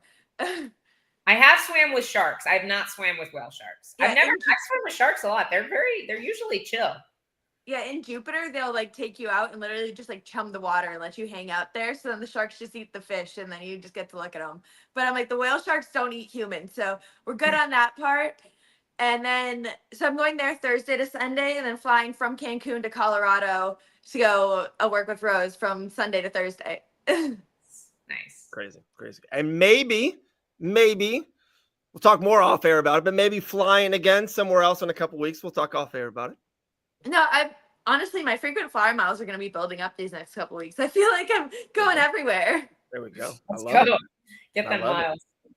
Awesome. Well, dude, G, you're the absolute best. L, anything else? I think we absolutely nailed it. Do you, Coach Mike wants to know, do you know the Canadian holidays? Is that why you don't know Memorial Day? Victoria No, Day? I honestly don't know anything because I just know the gym and home. And then if there's no traffic one day, I'm like, I wonder if it's a holiday. Or the Banks The Club. Sharks better watch out. That's the best comment right there. The Sharks better watch out. Dude, Send us Gillian's lots going to get a rear naked choke on a whale shark. That's a picture. Please send us pictures of whale sharks. I'm so excited. Very jealous. Well, G, you're the best. Have a great Memorial Day. Dude, I'm a big Memorial Day guy. Love Memorial Day. To me, it's like summer, beach, beer, America. Love it. I love it. Big Memorial Day guy. But G, have a good weekend. You're the best. And talk to you soon. Macy Barber and Aaron Blanchfield in 2 weeks. Later. Bye, G. All right. We'll hopefully be at that fight live. Hopefully. So you're going to that fight? We're still waiting to hear if we can actually get into the fight, but we will be in Vegas either way. So hopefully we can go to the fight and watch Gamrot. After this show, I'm booking that place for New Orleans for us, by the way. We're booking it. Just know if Grant gets a fight on that card, we're staying in a separate Airbnb most likely. So unbelievable. He'll be cutting weight. We'll need the hot tub. Oh, you have to get one with the hot tub. I got you. And also, he's not going to want to be around that many people cutting weight. So we definitely. Me and Grant will be watching Daredevil on Disney Plus. He'll love me. With this, you're going to be trying to make him watch Daredevil. He's going to be lying down eating saltless steak. Saltless steak, you said? Yeah. That's what he eats? Most of fight week, yeah. He eats a lot of red meat, but you can't have salt, so it's stressing. Because you can't sweat, right? Because with the salt? Well, the salt, so there's two things that hold water into the muscle cell. One is carbohydrates, and the other is sodium. So as you cut your carbohydrates and your sodium, your body starts to drop more water, and it's easier for you to sweat out the rest of your water when you do get in the tub or the sauna at the end of the weight cut. Right.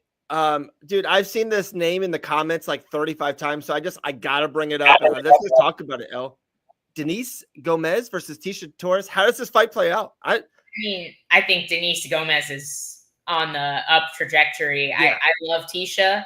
I think Tisha is a great litmus test for some of these young prospects, but I think somebody with power wrestling like Denise Gomez has is going to go through somebody like Tisha. I think Tisha is very technical and she's very strong, and she does well against a mid-tier fighter, but yeah. I think Denise is going to be a top contender. The last fight was really close. I picked Luana to win the fight beforehand. In the moment, I did think she won. I did think Tisha won the fight. I have not gone back to watch it. I think I gave Tisha the first, Luana the second, and Tisha the third. I just felt like I feel like Pinheiro didn't utilize a smart game plan. Or is it her last name Santos now? I feel like Luana did not use a smart game plan. Like every time she implemented grappling exchanges, she won the position. And then she would go back to the feet, and if she did lose the position, and it wasn't like she was trying super hard to keep the position when she was grappling. So she lost the position, she'd give it up, and then go back to just trying to land a big right hand. So I just felt like she just didn't have a good game plan. And if she had fought a little smarter, I think she would have won the fight. I don't think there would have been a question. But I'm very excited to see Gomez continue up. Like G said earlier, it's very rare to see someone with that kind of power at 115. Yeah. So I think she's unique. She's unique, All right, guys, we will get into the welterweight division. I think we even have a banana blitz coming in, so we got a couple things we got to move quickly. But one thing I said earlier, Elle and I are going to play a game. I'm going to show this picture, guys. This is from Diaz Twins MMA. Go follow them. They have great content on their. I pulled a Dave. I thought Pinheiro got married, but there was just Luana Santos was also on that card. I literally thought her last name was changing because I was like, who the f is Luana Santos? Dude, can you say a last name the right way? Well, I said her name the right way. I just gave her the wrong last name. That's my head bounce back and forth. By the Still way. her last name. I don't know why I blended them into two different people. They had two Luanas on the same card. Carry on. I wasn't listening to you because I was laughing at my own mistake. Please tell me So we're gonna have a draft. There's a lot of good fights, a lot of fight announcements. Dana White last week. Dude, people are say it. Dave Rose Namajunas. Nailed it. Rose Namajunas. Habib Nurmagomedov. Islam Makhachev. Alex Pieda. What do you want from me, people? Pereira. I'm saying that one. All right. Anyways, we got a game to get to, folks. Elle is going to have the first pick, ladies first, then I will pick the second pick. I'm going to put up an artwork. There's 8 fights on it. So we have to go from this card.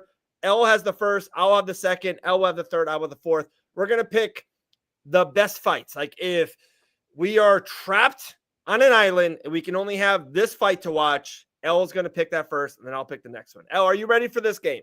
I'm ready. All right. Summer Fights 2025. Here we go. We got UFC 316, Sugar Sean and Marab 2. UFC Atlanta, Buckley versus Usman. After that, they're in Baku. Jamal Hill versus Roundtree. 317, we got Pantoja, Kaikar, France, and Ilya versus Charles. The great Dustin the Diamond Poirier's last dance at 18 versus Max Holloway. Another Abu Dhabi, it's on ABC, Whitaker versus RDR. And then the middleweight title fight in Chicago in August, Dricus and Chimaev. Those are our 8 options, Elle. You have the first pick. What do you pick? So if I could only pick one of these fights to watch is what you're telling me. Yes, ma'am. My heart says Dustin and Max, but I have to know what happens with Ilya and Charles. That has to be my number one. Wow. I have to know.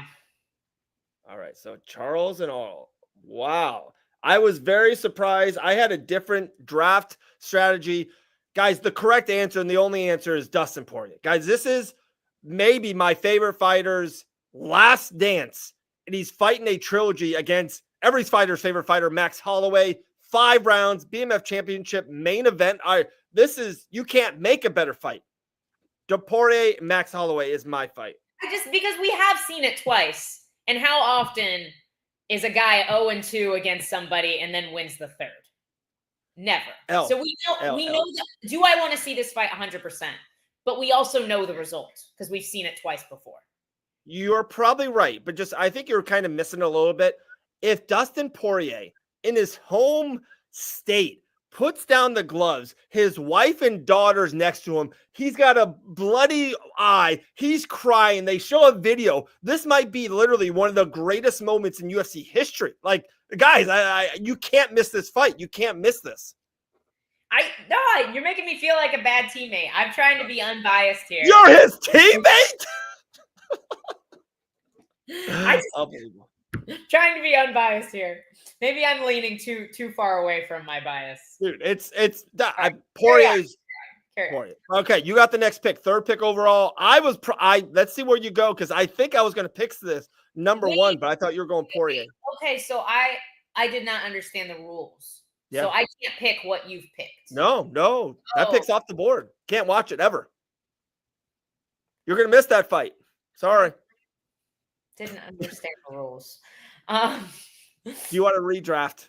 No. Then you have to change yours too, because that was like this is where those 2 fights were for me. Obviously not that one.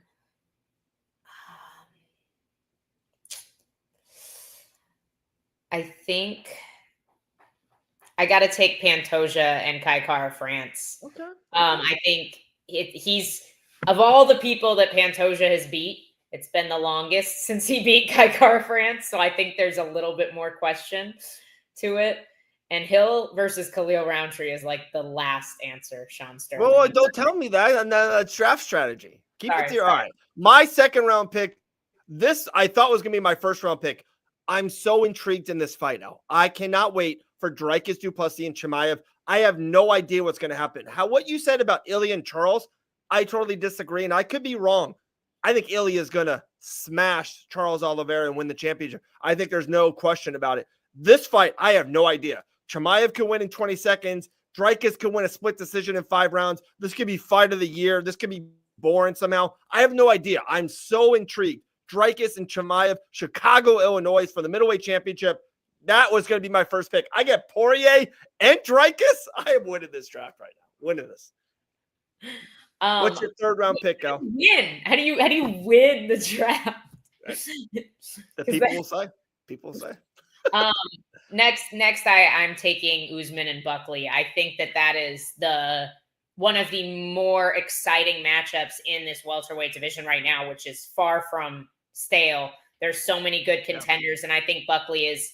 I think there's so many good contenders right now that every time one of them wins, the other guys that recently had a great win kind of fall off the radar for a little bit. And I think all the attention right now is on Brady and Gary, and the attention should still be on Joaquin Buckley. I think that's going to be awesome. That's a great pick, El. And I think I'm going to surprise people here. So I got 2 main events of a pay-per-view. I could very easily pick another one. I'm going left field a little bit. I love matchups like this. I'm intrigued. It kind of keeps me always coming back. You have a guy like Robert Whittaker, who's done it all in the middleweight division, has fought for championships, has kind of sometimes shunned the guy coming through. But RDR is on a roll right now. He has defeated guys. He just defeated Smashbo Nickel.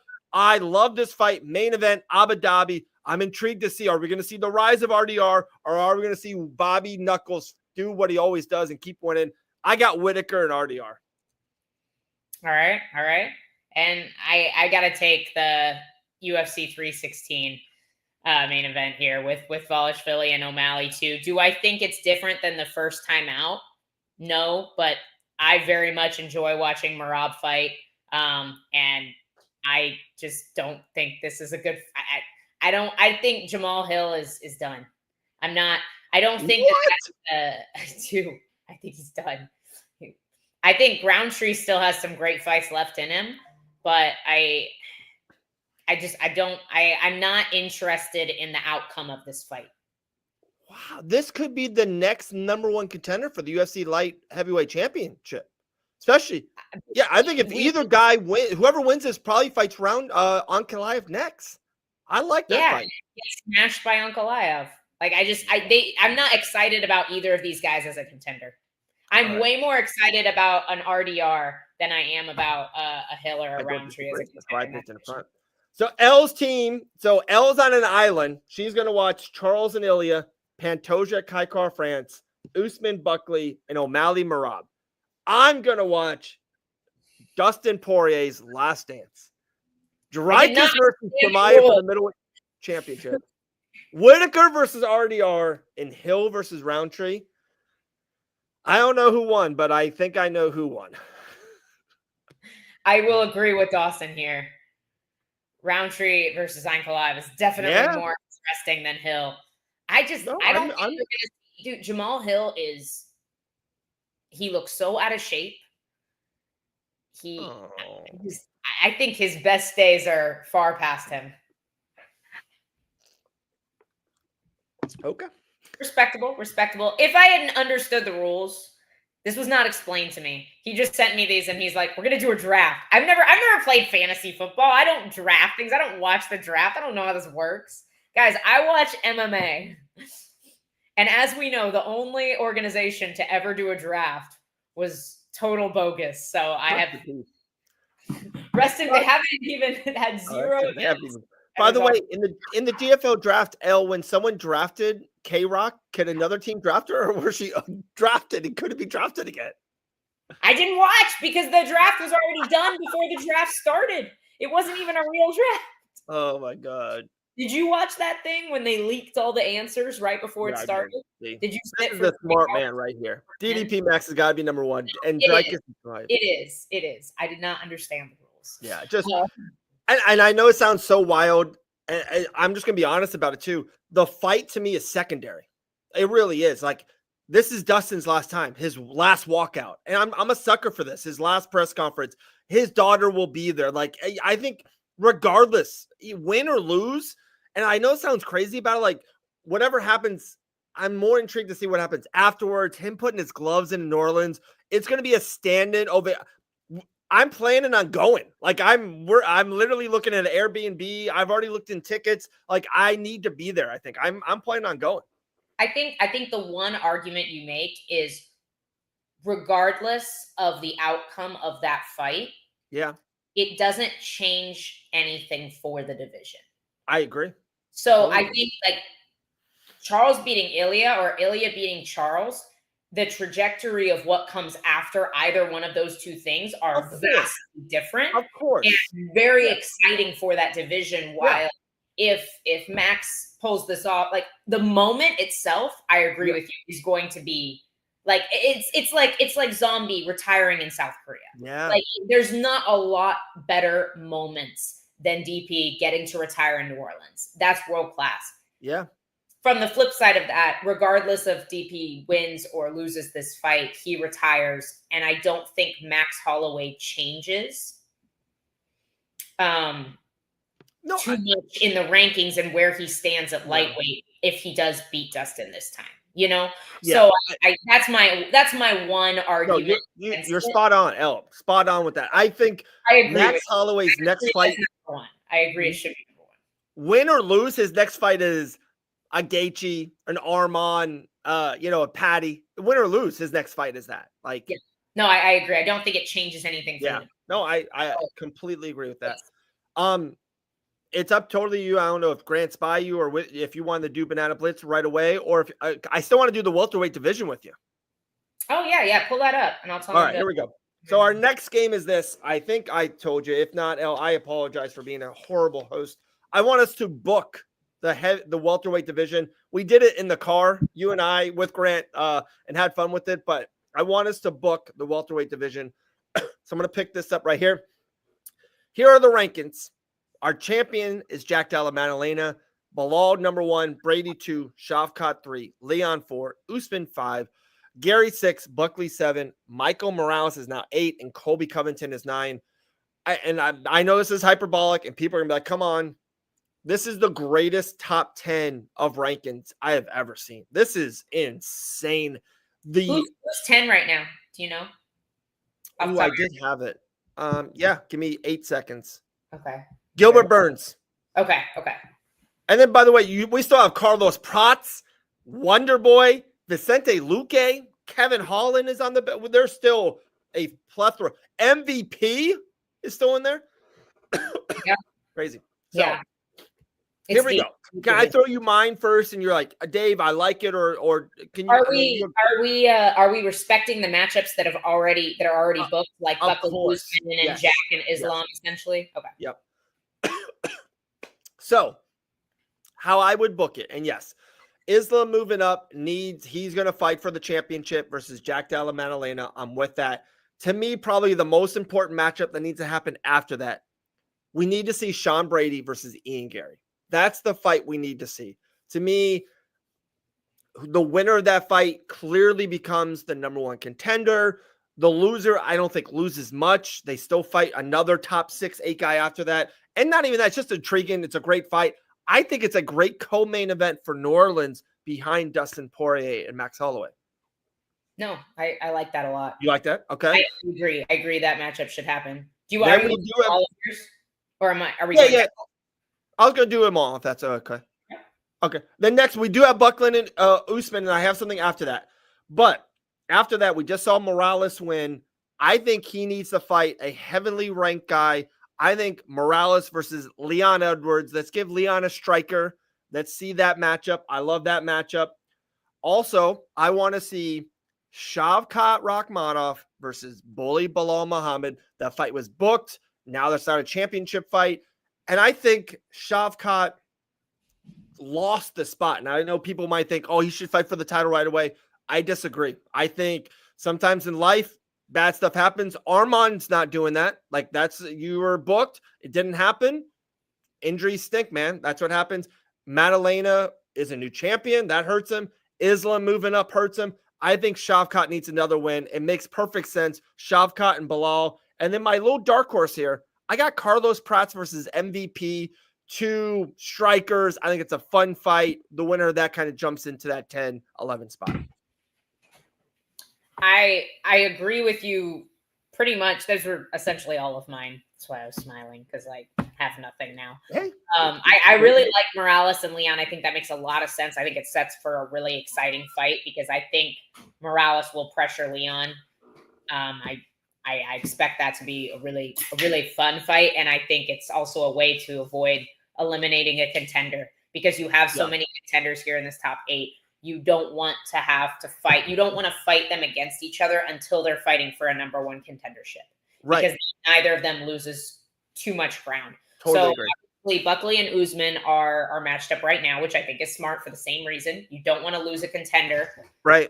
With that being said, what would you do with the winner of Buckley Usman? That's like my little. What would you do there? So that, I think it depends. I do kind of disagree a little bit with Bilal and Shavkat, because if Bilal does beat Shavkat, you're kind of back. Nobody makes any ground. You don't necessarily get a number 1 contendership because then they either do Bilal rematching Jack or Bilal not fighting Islam because he doesn't want to fight Islam. Well, so that's funny you said that. So 2 things. That's so funny you said that because I had this one. For one, Brady's already in front of him. So if Brady beats Ian Gary, and let's just say he does for this hypothetical world we're living in. For one, we got Jack versus Islam, and then we got Brady. So that means Bilal's 3 fights away. So it could be Brady Bilal again, as Brady as the champion. Also, I don't think it's a horrible thing if Bilal Muhammad beats Shavkat Rakhmonov. I think he should stay at the number 1 contender. I think he should kind of fight for the title next. And I don't disagree with that. I just don't know if that's what the UFC or people want. Right. I agree with you on that. And I think it would be funny if Islam is the champion and Bilal becomes the number 1 contender if he does that. I think that would just be intriguing to see. And I think he would. I think he would be like, hey, you're moving up in my division. I'm going to fight you now. I think it would happen. He said he won't several times. Yeah. I mean, he's never budged on it. Islam, on the other hand, has been. He budged. He's in the division. But he budged. Bilal has never budged on that. So I don't think he will fight Islam. So I'm a little bit about that. I almost feel like if we're going to do a number 1 contendership, it should be, and we're not, like, neither of these guys are getting an immediate title shot. I think it should be Sean Brady versus Shavkat. I think that should be your number 1 contender fight, personally. However, that does leave Gary out. But Gary is also all the way down at 6, and he only just beat 13. So I wouldn't hate maybe Gary taking the winner of Buckley and Usman, since they're all kind of around the same area in the rankings. So if Buckley beats Usman, then you have Gary versus Buckley for maybe 2 fights to get to the title, while Sean Brady and Shavkat would be fighting for a number 1 contendership. So I'm a little bit more inclined to go that route. But I don't know how much of that you heard. I heard it all. Okay. I've never been so intrigued with just they got 3 years of matchups. Like they and in a weird way, they could do some back steps for sure, but they can't do anything that badly wrong. There's just so much there. Yeah. So much. They're all great matchups as long as they don't eliminate the contenders against each other. Lower in the rankings. I think it's fine if you have 2 young contenders or young prospects fighting up higher in the rankings, but you don't want to do that when they're like 6 through 15. I think as long as you're not doing that with the young prospects, I think you can't go wrong with this division right now. Another good one. Gary versus Buckley. Like, no one's talking about that. That's a fun fight. And they already got. That's what I'm saying. I think that's what you do. I think you do Shavkat and Brady fight for the next title shot because they're going to be tied up for a little bit with Islam fighting Jack next. So then you have Shavkat and Sean Brady fight, and then you have Buckley and Usman is about to happen. So then Gary gets winner of Buckley and Usman. That's what I think you do. Who just entered the chat, the great Grant Dawson. Grant, how are you, sir? I'm good. How are you? Doing good, man. Doing good. How was training good today? How's the home gym? The home gym. Yeah, your gym. My gym. It's not my gym. And I did physical therapy today, so. Okay. But then I actually went to the gym and worked with one of the pups. So. Pups. Nice. I saw a nice picture of Gamrot, Dakota, and Dustin there. Shark Tank, absolute Shark Tank. Yeah. I'm glad I missed that. Love it. All right. So we always do Banana Blitz at the end of the show. You guys are amazing at it, but there's no UFC this weekend. So what I thought about what we can do, instead of just doing it for a show next week, Macy Barber and Aaron Blanchfield, I think there's actually a really good co-main event off that, if I remember right. I kind of want to do, it seems like Dana White made a lot of those posts. There's a lot of big fights. Like the summer's kind of almost all booked. There's some big fights in the summer. So let's just do our Banana Blitz through the summer. You guys cool with that? Yeah, I'm going to pull up all the cards so I know what fights are coming up. Okay. Yeah, this one is going to be more difficult because We'll we're going to forget. We're going to forget. Yeah, like an underrated banger. I'd be like, oh, yeah, that one. Yeah. So there's a lot of good fights coming up. Yeah, I'm ready. All right. This is the Banana Blitz Summer 2025 edition. Grant and Elle Dawson. All right. First, what is the fight you're most hyped about in the summer of 2025? I know my answer. You go first. My next fight. No, I don't know when it is or who it is. I thought that's a crazy way to announce that. Summer, damn it. Jeez, That's all fine. right. Whatever my next fight is, that's what I'm most excited about. Okay. We'll take that answer. This summer. Does that include August? Or are we just going? Oh, yeah. August is summer. Absolutely. I think I'm going to take DDP and Kamzat because Yeah, I that's a am great fight. really interested to see that. I agree with what you said during the draft. I think this is a question mark for me. I don't have a solid winner picked. I can see one of them winning in 30 seconds or the other guy winning a split decision in 5 rounds. And like, I have zero idea. I'm so intrigued. Mine's probably going to be Ilia Topuria versus Charles Oliveira. Big movement in my weight class. I'm super excited about that fight. I think it's way closer than everybody else thinks it is. Yeah, I'm not sold on Ilia Topuria at 155 pounds. I'm just not. And I think Charles is being really disrespected in the odds Extremely too. disrespectful. I'm not even saying he's going to win, but he absolutely can win.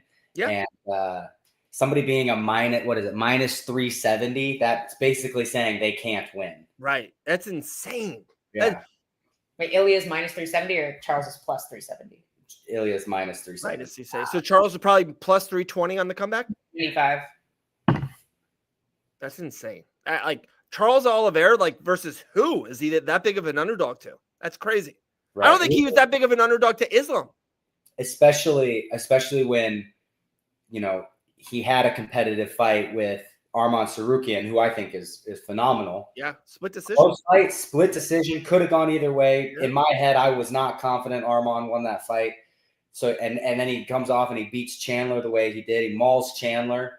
Yeah. If he goes out there and he fights like he fought Chandler, barring the last round, of course, he could win this fight. Like he could get that takedown. He's big. He's strong. He's explosive. He's dangerous. He's got a lot of danger in a lot of different positions. Would love it. Let's get it on New Orleans. That's Chandler. You haven't seen that? Dude, this Chandler is a very dangerous fighter, Grant. This Chandler guy. Is that like the joke? Like they call him? They call me Glass Jawson. So I actually haven't heard that one. That's pretty good. Hilarious. It's actually really Glass Jawson. Oh, that's right. funny. Next one. What is a underrated banger of the summer of 2025? Underrated banger. Let's see. Ooh, I got mine. We aren't doing it doesn't have to be main event like headline. No, of course not. No, that's it. It's underrated. Rafael Fiziev and Ignacio Bahamondes. Oh, give me that all day. Roundtree. That's a great fight. That's going to be a good fight. Give me that all day. I'm actually really excited about that. I actually think Bahamondes is going to win that. I think he's going to win too, but that's going to be really fun. Fiziev is really, really good at losing good fights. He's good at it. That is very true. It's like he's really good at losing at good fights. Like it's I'm going to play this one pretty close to the vest, and I'm sure I'm wrong on this one, but I think Ludovic Klein versus Mateusz Gamrot next week that's a great fight. an underrated. Like, Yeah, dude, Ludovic is good. He's very good. He's very mentally strong. Gamrot is better. And I really think that this is going to be a fight where we saw Gamrot versus Arman Sarukian. And I think everybody agrees that that fight was great. I think Gamrot only in boring fights when he absolutely dominates people. I think when people can't wrestle. Yeah, when you have somebody that's going to fight him back, he's in great fights. Hooker, great fight. But Gamrot is 6 in the world right now. I think he's 7 or 8. 7. I think It's so crazy. People are not talking about this enough. If Klein beats Gamrot in a really close 29-28 fight and 2 judges think 29-28, I'm like, man, it was a great fight. Dude, Ludwig Klein could be top 10 in the lightweight division. Yeah. No one talks about Ludwig Klein. Like, even us. Like, he's very underrated. Very underrated. Funny thing is, a lot of people talk about Baja Mundez. Ludwig Klein beat Baja Mundez. Right. Like, it's just it's so crazy to me, and we could have a whole podcast about this. Yeah, it's so crazy to me who remembers what, you know, who looks at like what little thing, you know what I mean? Like, it's just like this guy just took off, and then there's this guy who's like 10 times better, way more exciting, but just doesn't take off, you know? Yeah, I totally like another example of that is like Cowboy Cerrone. And like, I think he's very beloved in the masses of the fans. Like, I was never a huge Cowboy Cerrone fan. Like, I like skill wise, I'm like, I never thought of him as a world champion. I was like, I felt there's holes in the game. I don't like how he started fights. There's just bits and pieces. And I might be on the negative side of that. My point is, like, it's wild how some people are like, oh, Cowboy's an all timer. Like, he could be world champion. And like Ignacio is one of those guys. He's kind of very much beloved. He's got a little bit more holes in the game that people want to, like, the fans want to say. And a guy like Ludwig Klein, that's got a great fighter, guys like Gamrot, guys like you, sometimes the fans overlook you guys. Yeah, it's kind of crazy too. You know, I think Jared Gordon is kind of in that boat where it's like everybody who's beat Jared Gordon, you know, doesn't get a whole lot of credit. And then he goes out and he beats, you know, my boy, and I feel terrible, but, you know, this is a talk show, beats Moises. And now everybody's kind of on Jared Gordon. They're like, oh man, like Jared Gordon. It's like, guys, like, he's been around, you know, like this isn't new. Like he's not new on the spot. Like, why are you into him now, but you weren't when he was beating up Patty, or you weren't? I was just going to say that. How different is the lightweight division if one judge in the 3rd round thought Jared Gordon won and did it? Like, Jared Gordon would probably be 12, 14, 10, and Patty wouldn't be in the rankings. Yeah, that's true. Well, and that's the issue too, where it's like, I have trouble seeing like what the appeal is. And we've talked about this. I'm trying to figure out, like, what is the appeal of this guy who has a very similar fighting style to this guy, but this guy is the greatest thing since sliced bread, and this guy is just total dog shit and is boring. Mateusz Gamrot is a great example of that. Like, I look at, you know, Gamrot, and I look at, I'm trying to think of a comparison. Like, let's say Khabib even. Yeah. Wrestlers, you know, like two guys, like, or okay, bad example, Merab, you know, 2 guys that high level takedowns, you know, don't like to strike as much. They get takedowns, they let you go, they get you. Everybody loves Merab. Nobody talks about Gamrot. Why? I do think it's interesting. I think Merab's image with the fans changed when he started doing funny stuff. I was just going to say that, 1,000,000%. And dude, maybe we should skip the Banana Blitz and we're having a great conversation. And I you know, we can go back to it if we want. Merab Dvalishvili, I say this all the time. Us fans, and I'll put myself as one of them, we see Merab 2 times a year for 40 total minutes. Or we see Merab every single day on my phone, on Instagram, Twitter, other people do interviews with them, and he talks, his posts, whatever it is. And Merab, after that one, he all of a sudden he's like, dude, I got to change my persona, whatever, or the people think about me. He started doing funny skits. He started traveling. He started being with the opposite sex, and people started getting behind Merab Dvalishvili. And then also opportunity. He had a huge opportunity against O'Malley. We all know the UFC would love if Sugar defeated Merab that night. He didn't. He became the world champion. He defeated now Umar. It's so funny. In 18 months, what you do on your phone is sometimes more prevalent, more important, than what you do inside the octagon. Yeah, and that makes sense. But it's also like everybody kind of hated on the fight with O'Malley, which he dominated, right? And then in the same sense, they loved the fight against Umar, which he did the exact same game plan, but it was closer. I'm just confused as to like. I think because he was losing the beginning, he lost the first 2 rounds, and he kind of like had to come back. And I think us as Americans, we love a comeback underdog story. And I think we're like, dude, this guy's gonna lose, and he just never stopped, and he came back to win. I think that was the reason why we like that fight more for him. Maybe that's my problem. Is I never lose first rounds unless there's no way for me to come back. So it's like That's a good. And dude, we talk off air about it. We talk on air about it.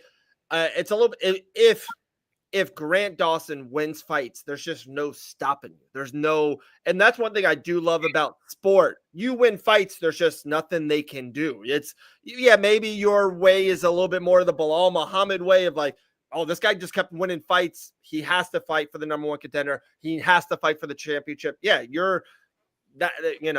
every path is different. And then your opportunities will change. Like you're going to fight in a year, Patty or Ilya or Gaethje, and it's going to be on a big pay-per-view, a co-main event. And then if you dominate them, like it's going to be a light bulb moment for so many people. Who are like, dude, did you just see how, like you had a Khabib Nurmagomedov type of performance, and in one night you'll get all that, all of it.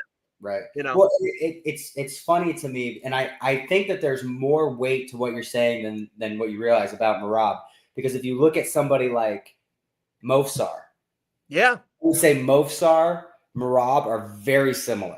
Very, very, very similar. I don't see Movsar. He doesn't get on the mic after and say something funny. He doesn't get on the mic and have that weird, like he's very, praise God, blah, blah, blah. Yeah. So it's just, it's utilizing that 15 seconds that you have. Even the 15 seconds, I'm telling you, today is Tuesday, May 20th.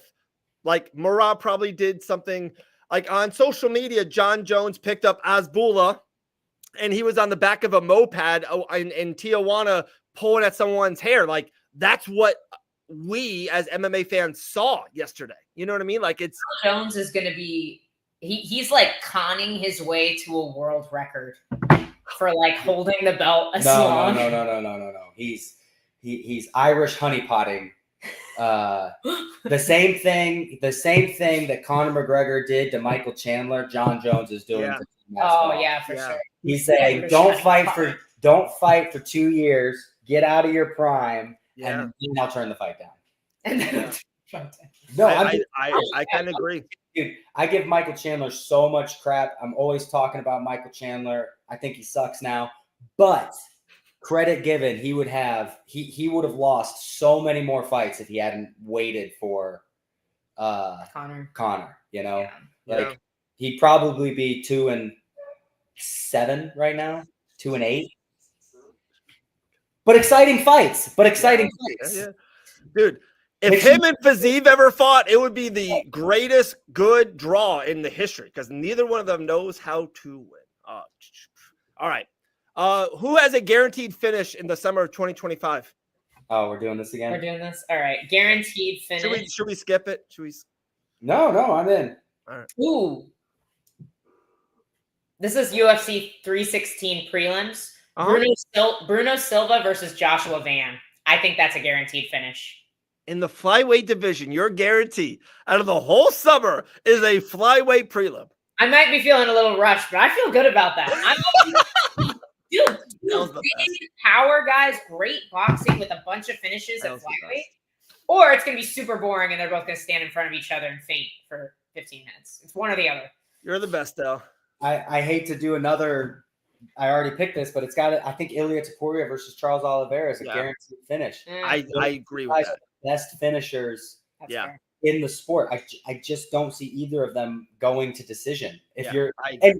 I can see every single other outcome both ways. If you're like Charles Oliveira wins by knockout, totally.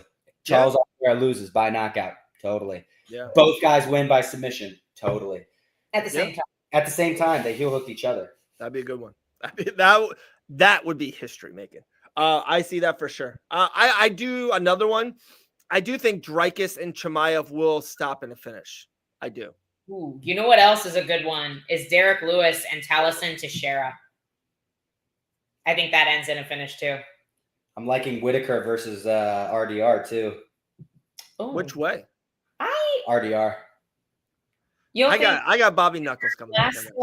Bro, RDR. Have you guys seen the Willy Wonka movie? Yeah. You know when Mike TV gets like shrunk down and they're like, take him to the taffy puller and we're just gonna stretch him out.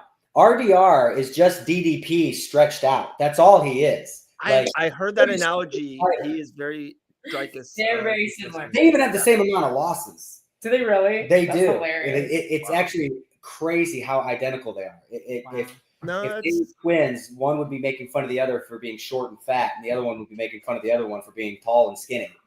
That's kind of funny. That's funny. I like it. Dude, I want to see that fight. There's two fights that MMA fighters always get excited about. Really, really good guys that fight each other and really, really bad guys that fight each other. And I want to see those two really, really bad guys fight each other. I love it. Who's winning? What fight of the summer will go the distance? Any female fight? Not any. Most. Most. Ooh. Mine's Joshua Van versus Bruno Silva. I don't think so. Or you can kill finish him. Just pick your answer. What do you? I don't know. I don't have a good one unless I repeat all. No, Grant has a lot. I think.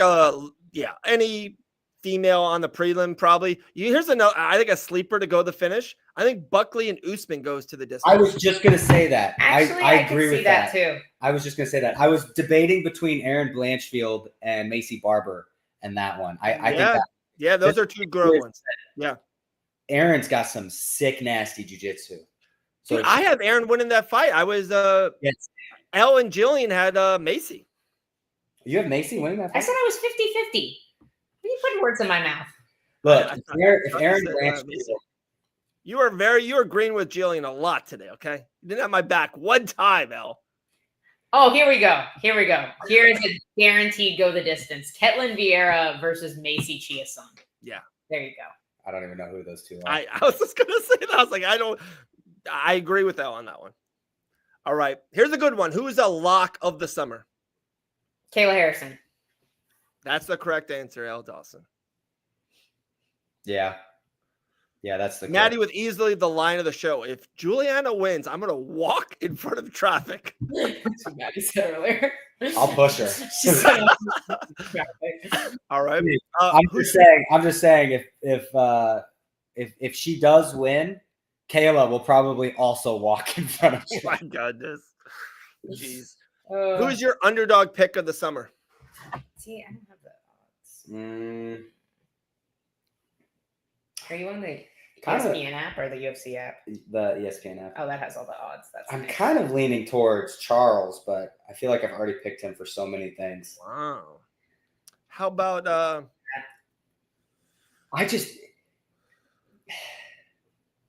give me a second. Let me scope. Krylov versus Costa. Oh, Kopylov. Roman Kopylov. Fighting Paulo Costa. Who's the underdog? Kopylov. Paulo Costa sucks. Yeah, but Roman Kopylov loses fights he should win. Is this like a lock or is this just like... Nope, just an underdog. Yeah. I'm going to say this and you're going to disagree with me. Kamaru Usman. Ooh. No, Kamara, I've heard some good things about Usman over the last 6-8 months. So Kamara fought his last fight was against Khamzat Chimaev on what 4 days notice, something crazy like that. week notice. And took him to a decision. Arguably won the fight. Yeah, no, I don't disagree. I don't think he's out of this yet. I really don't. I don't disagree, and also too, and I know this is a scary game. I wasn't really impressed with Buckley against Wonderboy until he caught him. Like I thought he was maybe losing that fight, or I just wasn't impressed. And I know it's a dangerous game because when you get a knockout win, that's all that matters. It's the goal, right? But I think right now Buckley's a tad overrated and Usman's a tad underrated, and that's where upsets happen. We have to figure out where they are in the middle. Yeah. I think I want to take Patchy Mix. I think Patchy Mix is going to beat Mario Batista. No, that's He's an underdog? Big underdog. Big dog. Like plus what? 240. Plus 240. That's crazy. I'm going to take Patchy Mix to beat Mario. Dude's 20-1. You guys can't bet on it because you guys are professional fighters. Dude, I'm like Taylor and Emmy, all the Mario used to. I'm definitely betting on Patchy Mix. But he's not in Bellator. No, I know. We can't bet on this fight. Yeah. I was just saying. We used to be allowed to bet on Patchy Mix. We didn't. Oh, wow. What a dream. Yeah, dude, he's really good. Yeah. Mario Batista. That's a big dog. I'm not super impressed with him either. So I'm He lost to Jose Aldo, who just lost and gave up to Sahabi. It was not a fun fight, but he didn't lose it. He didn't beat him. Yes, he did. It just wasn't the most exciting fight in the world. He beat him literally almost exactly the way Merab did. No. Merab was more aggressive than Mario Batista. And you're right. But was it not? It was. I haven't watched either fight back, so I probably haven't. But this is how I remember it. Tell me if I'm wrong. Mario, when he wasn't able to hold Aldo, wasn't 50-50 compromising like spots and was getting hit. I felt like Merab was trying to get the takedown. That's what he wants to do. But when he wasn't losing. Like, does that make sense? Yeah, but Mario wasn't in like a super bad, dangerous, oh my God, he's about to get finished position either. The funny thing is I think Volkanovski actually fought him the same way. Kick, punch, push you against the cage. This is a perfect example. Push you against the cage. This is a perfect example of Grant, like, two guys do the exact same, three guys do the exact same thing. Two of them get a ton of credit for it, and one guy gets all the hate. Mario Batista's not funny on Instagram. I don't see him. Don't know him. Mario Batista was getting death threats after that fight. There's a guy called the MMA Guru, I think is his name. He's like this chunky redheaded orange dude. Hair guy. Yeah. And he what did he say? I will pay $5,000 to the next person that knocks out Mario Batista after that. And I believe him. I think he'll actually pay up. I do think he will pay up. I think he'll pay up. But that just like, man, you hate somebody that much, you're willing to give, even if you have the money. Like if I was a billionaire, I'm not giving somebody $5,000 just to knock somebody out in an MMA fight. Like maybe Juliana Pena. That might be it, guys. Jeez, too far. All right, last one. And this is, and I'm doing this for a reason. I think you guys are going to say the same name, or you should. Who is the biggest superstar of the summer of 2025? There's a lot of cards. I gotta look. Come on. I think. Come on. No, I just want to make sure I got it right. I think we're gonna say the same thing. I don't think we're gonna say the same thing at all. I have no idea. What do you mean by biggest superstar? Who's not already? No. Like, this summer in 2025, we're gonna look back 8 years from now and be like, dude, do you remember this? And it's Dustin Poirier's last dance in his home state with his daughter there crying. The gloves are in the middle of the octagon. This is the greatest MMA send-off in our history. We've never done it. You're forgetting about Khalil Roundtree. No, I'm just kidding. Do it. Dude, guys, the UFC is not good at this. Like they are usually ended. Jose Aldo retired in Montreal against a featured fight. Like they are not good at this. in the UFC's defense, he's retired like 3 times, so it's hard for the UFC. I don't disagree, but as a whole, I think fighters aren't good at this. Like, and I do try, dude. Dustin is main evented in New Orleans like that. They don't get cards, they don't get pay-per-views against Max Holloway for the BMF title. Like, it's so perfect. It's a movie, guys. This is a real life movie. It does not get better. It's like I said, it's like Zombie retiring in oh my gosh, also against Max Holloway. Max Holloway. It's perfect. And how great was that? The crowd was singing, him losing, his wife was with him. Like, it was the best send-off until now to Dustin. I'm gonna throw one out at you. Okay. An idea. I don't think the UFC should do send-offs. I think they look cool in the moment, and then 99% of the fighters need to fight for a paycheck and end up coming back. Jose Aldo was the greatest fighter of all time at one point, retires, goes to boxing, comes back and fights, 4 nobodies, loses to one of them, and is now gone again. I think that UFC should just induct them into the Hall of Fame. So it's like, oh, you're done. You say your speech, you do your thing, and then you leave. Like, just how stupid are they going to look if Anthony Smith decides to have one more fight because he's out of money? How stupid are they going to look if they send off Dustin Poirier with this huge send-off, and then Ilia Topuria is the champ, and they want to see boxer versus boxer, and they're like, hey, come back for one more. Like, no, they could do all of that stuff when they induct you into the Hall of Fame. So I don't disagree. It's a very, very valid point. The 2 things I would say is, one is we still get the moment. And dude, we're Fight Bananas is no, we are not an Anthony Smith show. We are not. But the moment, even for Anthony, was cool. I'm telling you, I cannot wait for Dustin. I'm already looking for places and tickets. I think this is a one-off for sure. So there's some that are just perfect. The one thing I'll say though is the UFC kind of, I don't want to butchering it a little bit, but they control Anthony a little bit of like, hey, he's on the desk. I don't think they're ever going to say, hey, Anthony, one more. Or if he comes back and says, no, I want one more. It's a year. My head feels better. I'm in a better spot. I think they're going to say no. I really do. Back to the Jose Aldo.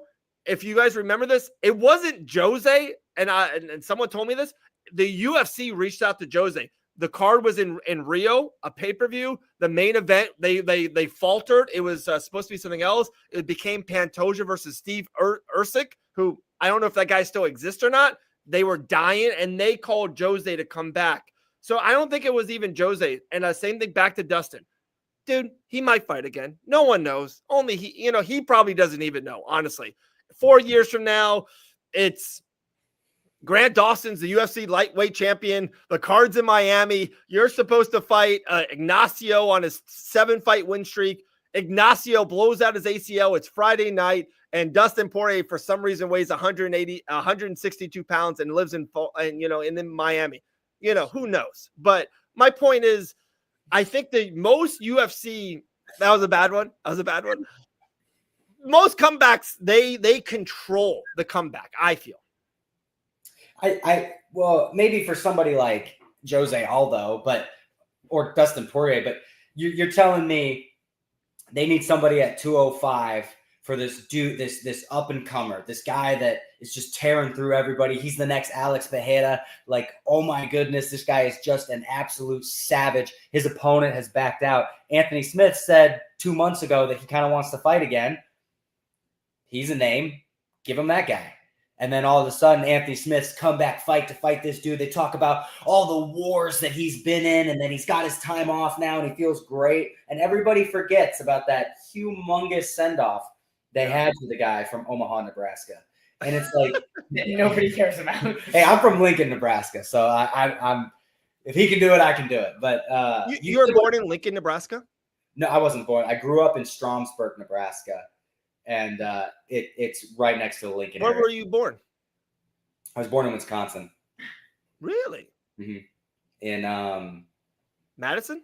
No. God, I'm drawing a blank. I know where I was born. I'm blanking on the name. Okay. was about to do the I'm mitten gonna thing. chat That's with- Michigan. I was gonna go Chat where on the GPT mitten. it. Dude, this is the longest our Tuesday show's ever been.